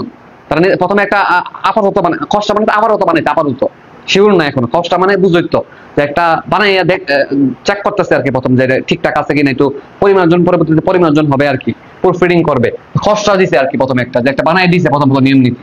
কত তারিখ? 12ই অক্টোবর। মোটামুটি কয় মাস পর? April, May, June, July, August, September, October, বাবা অনেক মাস পর, ঠিক আছে। এত মাস লাগছে কাজ করতে। হ্যাঁ, তাহলে প্রথম খসড়া দিছে কবে? 12ই অক্টোবর।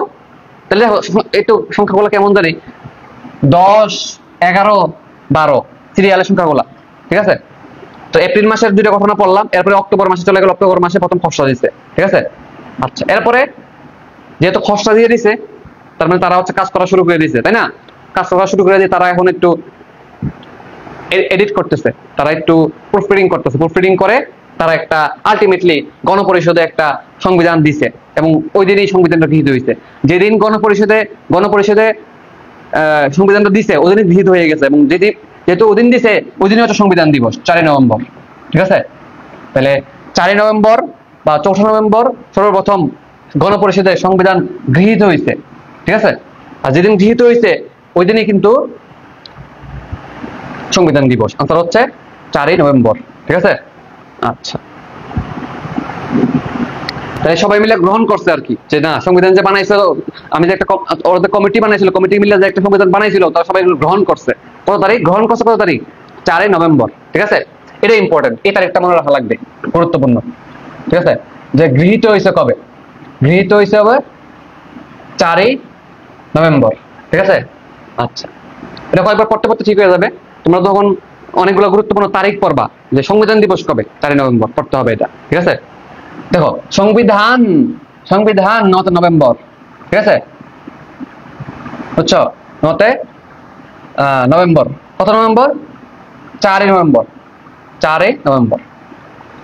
এবং 4ই নভেম্বর হচ্ছে বাংলা তারিখে কার্তিক মাসের 18 তারিখ, খেয়াল রাখো, বাংলা তারিখটা আসতে পারে। এরপরে এই হস্তলিখিত সংবিধানের স্বাক্ষর দিচ্ছে কবে?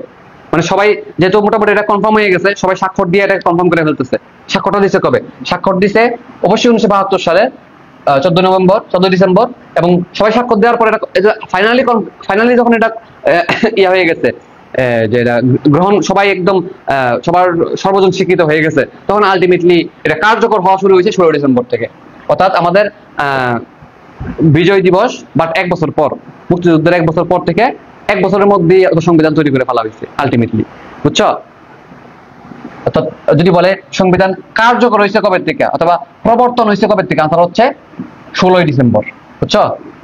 1972 সাল। 71 সাল হওয়া তো সম্ভব না, ঠিক আছে। এবং দেখা গেছে 1973 সালে কি পরের বছর গিয়ে প্রথমে গিয়ে একটা সংশোধন করে ফেলছে, প্রথম সংশোধন হয়েছে, ঠিক আছে। তাহলে এই হলো তোমার তারিখ রিলেটেড ঘটনাগুলা। এরপর হচ্ছে ব্যক্তি রিলেটেড ঘটনাগুলা, এটা তো পড়াইছি। সুর বিরোধী, রাজি হয়েছে মহিলা। আর এই প্রশ্ন যদি আসে যে সংবিধান হাতে লেখার দায়িত্বে ছিল তার উপর, বিসিএস এ আসা প্রশ্ন, এটা কি বিসিএস এ আসা প্রশ্ন, আনসার হচ্ছে আব্দুর রউফ, AKM আব্দুর রউফ পড়তে হবে এটা, ঠিক আছে। রউফ মিয়া হাতে লেখার দায়িত্ব নিছিল, ঠিক আছে। আব্দুর রউফের কথা মনে আছে? যদি ভুল না করি, ভাষা আন্দোলনের প্রথম শহীদ, সেম নাম, তাই না? ভাষা আন্দোলনের প্রথম শহীদের নাম আব্দুর রউফ ছিল না? না রফিক ছিল? রউফই তো। হ্যাঁ, একটু মিলাই পড়ো, হয়তো বা এর সাথে কানেক্ট করে ফেললে মনে থাকতে পারে। বিশেষ তথ্য যদি প্রশ্ন করে, কোর্ট অফ রেকর্ড কাকে বলা হয়, বা সংবিধানের রক্ষককে, সংবিধানের অভিভাবককে, সংবিধানের ব্যাখ্যাকারককে, আনসার হচ্ছে সুপ্রিম কোর্ট। হ্যাঁ, এবং বাংলাদেশের যদি প্রশ্ন করে বাংলাদেশের সংবিধানের সাথে মিল আছে কোন কোন সংবিধানের, এটা আনসার হচ্ছে যুক্তরাজ্য এবং ভারতের। এবং তোমাদেরকে একটা পড়া পড়াইছিলাম বাংলাদেশের সাংবিধানিক ঘোষণাপত্র আছে, তো কোন দেশের এবং সাংবিধানিক ঘোষণাপত্র এরকম আছে সেম সেম, যুক্তরাজ্য মনে হয় ভুল না করলে, ঠিক আছে। এইটাই তো পড়বা, এই তো এই পড়াগুলো পড়লেই সংবিধান নিয়ে ইম্পর্টেন্ট পড়াগুলো হয়ে যাবে। আরেকটা প্রশ্ন প্রায় মানে আরো ভিতরে অনেক পড়া আছে, সংবিধান নিয়ে অনেক ডিটেলস আরো অনেক পড়াশোনা আছে, কততম অনুচ্ছেদে কি বলা হয়েছে, এই জিনিসগুলা মেডিকেল ভর্তি পরীক্ষায় কখনো আসে না। যেগুলো বলছে এগুলো পড়াও, এগুলো থেকে আসার সম্ভাবনা সবচেয়ে বেশি। হ্যাঁ, একটা পড়াই দিই যে যদি বলে নারী পুরুষের সমতা কততম অনুচ্ছেদে আলোচনা করা হয়েছে, সমতা 27তম, সমতা 27তম অনুচ্ছেদে আলোচনা করা হয়েছে, ঠিক আছে। তো বিসিএস প্রিপারেশন নিতে গেলে হচ্ছে ওই জিনিসগুলো ভালো করে আরো পড়তে হয়, যে ভিতরে কততম অনুচ্ছেদে কি আলোচনা করেছে, মৌলিক অধিকার কততম আলোচনা করেছে, এগুলো তুমি একটু বিগত বছরের কোশ্চেনগুলো পড়ো, তাইলেই হইলো। মানে সবগুলো পড়ার দরকার নেই, বিগত বছরের কোশ্চেনগুলো পড়ে চলে যাবা, আর যেগুলো বলছি এগুলো পড়ো ভালো মতো, ঠিক আছে। ওকে, আর দুই একটা তথ্য মানে দেখে নিও, প্রথম স্পিকার কে ছিল, প্রথম ছিল কে, ঠিক আছে। এই তো এছাড়াও আরো কিছু আরো অনেক নিয়ম নীতি আছে, যেমন বাংলাদেশের প্রধানমন্ত্রী হইতে হইলে ন্যূনতম 25 বছর হইতে হয়, 25 বছর হইতে হয়, ভোটার হইতে হলে 18 বছর হইতে হয়, রাষ্ট্রপতি হইতে হলে 35 বছর হইতে হয়, ঠিক আছে। এরপরে হচ্ছে কে কাকে শপথ বাক্য পাঠ করাবেন, একটা টপিক, কে কাকে শপথ বাক্য পাঠ করান। যেমন রাষ্ট্রপতির শপথ বাক্য পাঠ করানো হচ্ছে স্পিকার, বুঝছো কিনা। এরকম ভাবে প্রধানমন্ত্রীদের পাঠ করান কে, হ্যাঁ, কে কাকে শপথ বাক্য পাঠ করান, এরকম একটা টপিক আছে। তো এটা আমি কন্টেন্ট গ্রুপ থেকে বাইরে করে দাঁড়াও, দেখাই দিই তোমাদেরকে একটু কোনটা পড়বা, শেষ করে দেবো ক্লাস এখনই, নন্দতে আমি লাইভে এখন পড়াইতে পারবো না তোমাদেরকে, আমাদের ওই আরকে প্রসাদ দিয়ে দিই, বলে দেখে নিও, প্রয়োজনে পরে অন্য একটা কোনো একটা এক্সট্রা ক্লাসে তোমাদেরকে এটা পড়াবো, তার প্রয়োজনে সবার জন্য একটা ফ্রি ক্লাস আয়োজন করবো নন্দীর উপরে শুধুমাত্র, ঠিক আছে। সেকেন্ড টাইমার স্পেশাল নন্দীর ক্লাস আমি প্রয়োজনে একটা ফ্রি ক্লাস রাখবো সবার জন্য, ঠিক আছে। ওই ক্লাসে প্রয়োজনে নন্দীর টপিকটা একবার লাইভে সবার জন্য পড়াই দিব, ঠিক আছে। আর গত বছর ক্লাসটা অনেক সুন্দর করে পড়াইছি, ওটা দেখলেও হয়ে যাবে, প্যারা নাই, চিল। তো আমি লাস্ট একটা জিনিস দেখাই দিই, আর একটা আমি এটা করবো সেকেন্ড টাইমের জন্য একটা নন্দী ক্লাস নিব, নন্দী আমি অনেক ভালো পড়াইতে পারি আলহামদুলিল্লাহ, গত বছর পড়াইছিলাম। আচ্ছা, কি শপথ বাক্য না, সার্চ দিবা তোমরা, কন্টেন্ট গ্রুপের কন্টেন্ট গুলো একটু কাজে লাগাইও তোমরা, এরকম তো টাকা দিয়ে মানুষ পায় না, কাজে লাগাইও। নাই তো এই যে অনলাইনে এত বড় বড় নামদারি প্ল্যাটফর্ম, কোন প্ল্যাটফর্মে এরকম কন্টেন্ট আছে? আমাদের কন্টেন্টের মতো এরকম ধারে কাছেও নাই, কারণ কোনো প্ল্যাটফর্মের নাই, বুঝছো। কাজে লাগাইও আর কি, তোমরা পাইয়া অনেকে বুঝো না, গুরুত্ব বুঝো না। ওয়েট, আমি বাই করতেছি লাস্ট টপিক যেটা একটু তোমরা পড়বা আর কি, হ্যাঁ।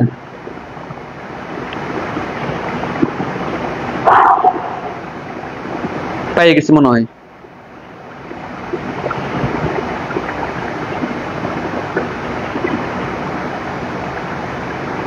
হ্যাঁ, তোমাদের একটু দেখাই টপিকটার নাম কি। এটা অনেক বেশি ইম্পর্টেন্ট না, বাট একটু দেখে রাখো হালকা।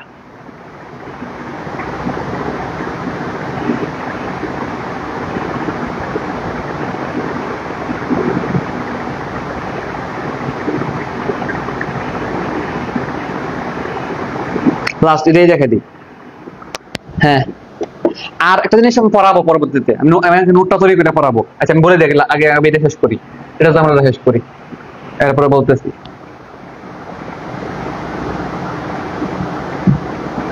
এই বেটা কন্টেন্ট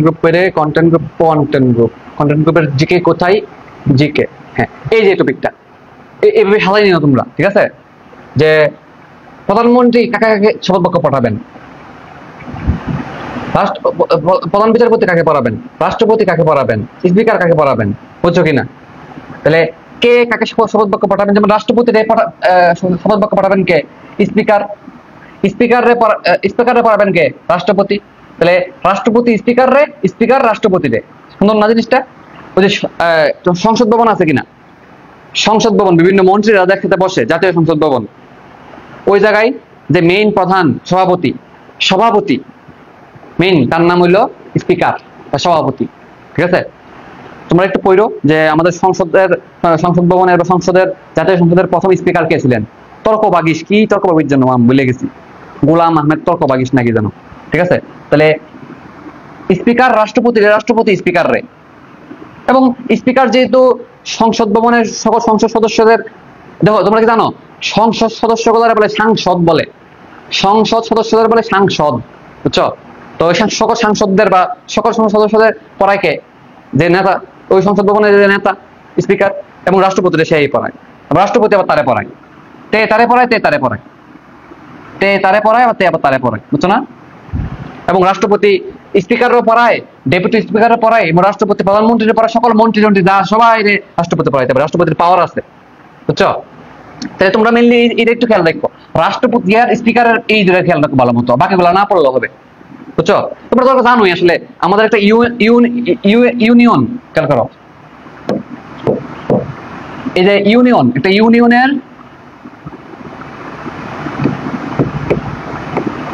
ইউনিয়নের মেন কি? ইউএনও। হ্যাঁ, প্রধান হলো ইউএনও। তাহলে ইউনিয়ন পরিষদের চেয়ারম্যান হচ্ছে কি? ডিসি পড়ায়। তাহলে এটা ডিসি পড়ায় তার কারে, এভাবে সিরিয়াল করে ফেললো, একটা ফ্লোচার্ট করে ফেললো, কে কারে পড়ায়।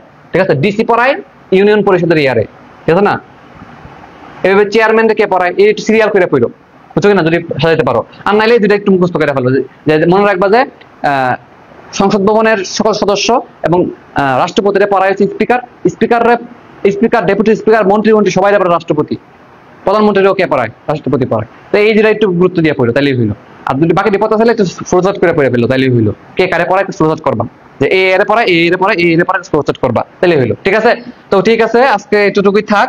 আরেকটা টপিক আমি নোট করার পর আমি হয়তো বা একটা রেকর্ড ভিডিও দিতে পারি।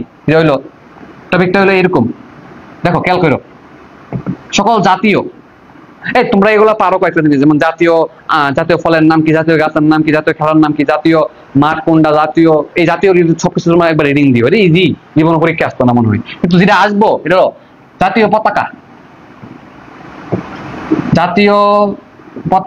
জাতীয় আর কি কি জানা আছে, জাতীয় প্রতীক পড়তে হবে, জাতীয় মনোগ্রাম, আরটা হলো জাতীয় স্মৃতিসৌধ। এই চারটা জিনিস পড়তে হবে, তোমরা পড়ে রাখো। আমি যে কাজটা করতেছি আমার হয়তো বা 2-3 ঘন্টা সময় ব্যয় করতে হবে এটা সাজাইতে গেলে, আমি ব্যয় করব, করে একটা ছকে এই জাতীয় যা যা আছে, পতাকা রিলেটেড যা আছে, প্রতীক রিলেটেড মনোগ্রাম সব একসাথে করে ফেলবো। ঠিক আছে, ওইটা আমি এটা তোমাদেরকে দিব। ঠিক আছে, আচ্ছা ঠিক আছে। আমার কিছু ছোট ছোট রেকর্ড ভিডিও দেওয়ার কথা, ওগুলা বাকি আছে। যেমন জিকে 6 ক্লাসের কিছু টপিক আমি পড়াইতে পারি নাই, সময়ের কারণে সবকিছু মিলিয়ে পারি নাই। ওইগুলা কন্টেন্ট দিয়ে দিছি তোমাদেরকে, কন্টেন্ট করে বানাইতে অনেক সময় লাগছে। কন্টেন্টগুলো তোমরা লিখে রাখছো আশা করতেছি, আমি নোট করে ফেলছো আশা করতেছি। তো এগুলো ছোট ছোট কিছু ভিডিও দিলে তোমাদের এগুলো আরো ইজি হয়ে যাবে, ঠিক আছে, গেল।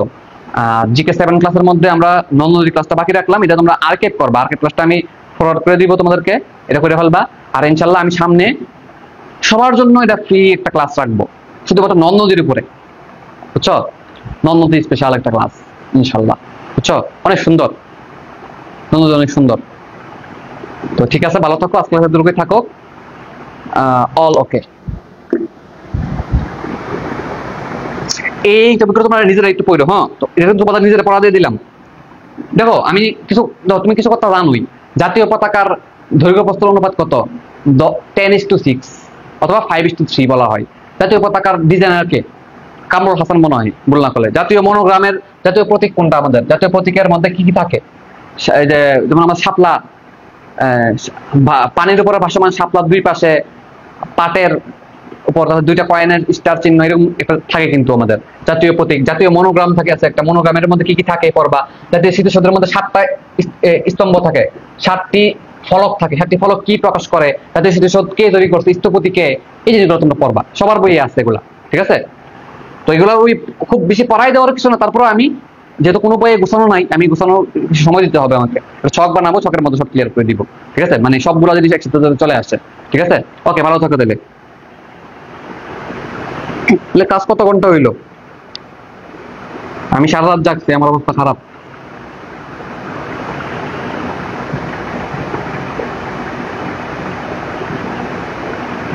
ও রফিক ছিল, রফিক না? আচ্ছা আচ্ছা, রফিক রৌফ, দেখছো ব্যাস লেগে গেছে, দেখছো? তোমাদেরও ফ্যাস লাগবে পরীক্ষার হলে। রফিক আর রৌফ ভালো করে শিক্ষা রাখো। ওটা ছিল রফিক, ও রফিক সালাম জব্বার, তাই না? আর এটা হচ্ছে রৌফ। রৌফ মনে ছিল মুক্তিযুদ্ধের মধ্যে বিশিষ্ট না? বিশিষ্টদের মধ্যে প্রথম শহীদ কে বলতো? হ্যাঁ, কোন টপিক গুলা বুঝছো নি তুমি? ওই যে বাংলাদেশের চর, হাওর, বিল, দ্বীপ, পাহাড়, ঠিক আছে? ওইগুলা আসলে ওইগুলা যে আমি মুখস্থ মুখস্থ করাই দিব এমন তেমন কিছু নাই। আসলে তোমার ওই মুখস্থটা তোমার উপরে দায়িত্ব। তাও আমি কিছু ট্রিক্স টুক দিয়ে তোমার যদি ইজি করতে পারি আর কি, এই জন্য ভিডিও দেওয়ার কথা বলতেছি। অন্যান্য প্ল্যাটফর্মের ক্লাসে এগুলো দেখবা যে স্লাইড আইন না রিডিং পড়ে যাচ্ছিল যায়।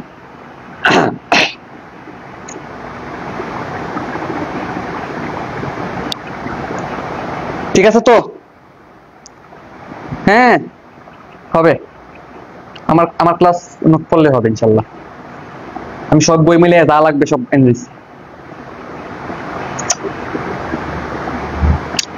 তাহলে হয়েছে তো নাকি?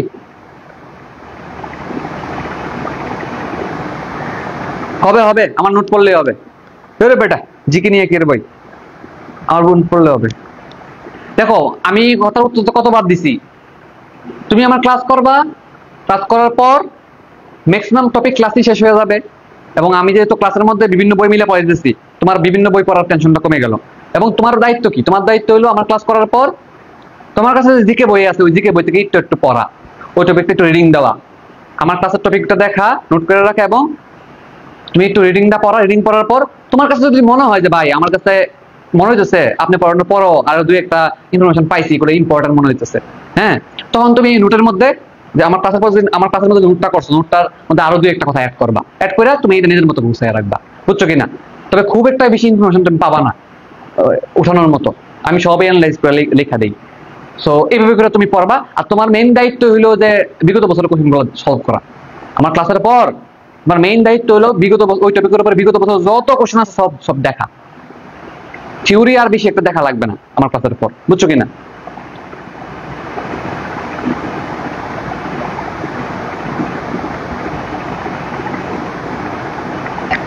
নদ নদী থাকবে না, সরি সরি, নদ নদী থাকবে। আজকের টপিকে নদ নদী থাকবে। আমি আর্কাইভ ক্লাসটা তোমাদেরকে এখন ফরওয়ার্ড করে দিচ্ছি। ক্লাসটা করে হয় ক্লাসটা করে ঘুমাবো, অথবা ঘুমের থেকে ওইটা ক্লাসটা করবা। ক্লাস করে সারাদিনের মধ্যে সময় থাকবে, সারাদিন সময়ের মধ্যে যে কোনো একটা সময় পরীক্ষা দিয়ে দিবে, ঠিক আছে? তো ইয়া করো, হ্যাঁ, নন্দনদীর ক্লাসটা দিয়ে দিব, ওইটা করে পরীক্ষা দিবে একবারে। আর এটার লাইভ ক্লাস আমি আলাদা পরে নিব, সবার জন্য একদম উন্মুক্ত নিব। জিকে ভুলের খাতা, আসলে জিকে কয়টা ভুল হয়, কি ভুল হয়? জিকে তো আর আসলে এত বেশি কনফিউজিং বেশি কিছু নাই, অনুশীলনের এমসিকিউ নিয়ে ভেজাল নাই, এত কিছু নাই। শোনো, এটা না জিকে ভুলের খাতা না, জিকে ভুলের খাতা না, ভুলের খাতা না। মানে যেটা করতে পারো, তুমি যে এমসিকিউ সলভ করতেছো, হ্যাঁ, এমসিকিউর মধ্যে মার্ক করে রাখবা যে কোনটা ভুলে যাচ্ছ, কোনটা ভুল হয়, কোন টপিকটা ভুল হয়, টপিক লিখে রাখতে পারো। ওই এমসিকিউ লিখে রাখো না, মানে টপিকটা লিখে রাখবে, এই টপিকটা ভুল হয়েছে, টপিক টপিক লিখো জাস্ট, হ্যাঁ, কোন জায়গাটায় ভুল হয়েছে, দেন ওইটা শিখে ফেলবা। বানাও, ভুলের খাতা বানালেও খারাপ না, সমস্যা নাই, নিজের মতো করে বানাও। স্পেশালি আমার পরামর্শ যেটা হলো মার্ক করে রাখা, যে পরের বার তুমি যদি সেম ভুলটা না করো, তুমি যদি পরের বার সেম ভুলটা না করো, সেটা করার জন্য যা করা লাগে, বুঝছো? প্রথমবার ভুল করা কোনো খারাপ না, দ্বিতীয়বার যদি ভুল না হয়, ঠিক আছে, সেটা করার জন্য যা করা লাগে তা করবা, ঠিক আছে? এমসিকিউ মার্ক করে রাখবা, টপিক মার্ক করে রাখবা, ট্রিক্স বানাইবা, যেটা মন চাই রাখো, ক্লাস দেখবা 10টা 15টা 20টা, যেমনি হোক দ্বিতীয়বার আমি ভুল করবো না, এরকম মানসিকতা থাকতে হবে, ঠিক আছে? ওকে, ভালো থাকো তাহলে। ঠিক আছে, তাহলে আজকে আমাদের টপিকে যারা ছিল আমি একটু বলি, যেমন ক্ষুদ্র নৃগোষ্ঠী, নদ নদী, সংবিধান, এবং লাস্টে কয়েকটা টপিক লিখে দিছি, জাতীয় পতাকা, জাতীয় প্রতীক, জাতীয় মনোগ্রাম, জাতীয় স্মৃতিসৌধ, এইগুলো একটু তোমরা পড়বা। ওইরা প্রিপারেশন নিয়ে পরীক্ষা দিবা, প্রয়োজনে পরীক্ষা সন্ধ্যার পরে দাও, কোনো সমস্যা নাই, কিন্তু পড়াশোনা করে দাও।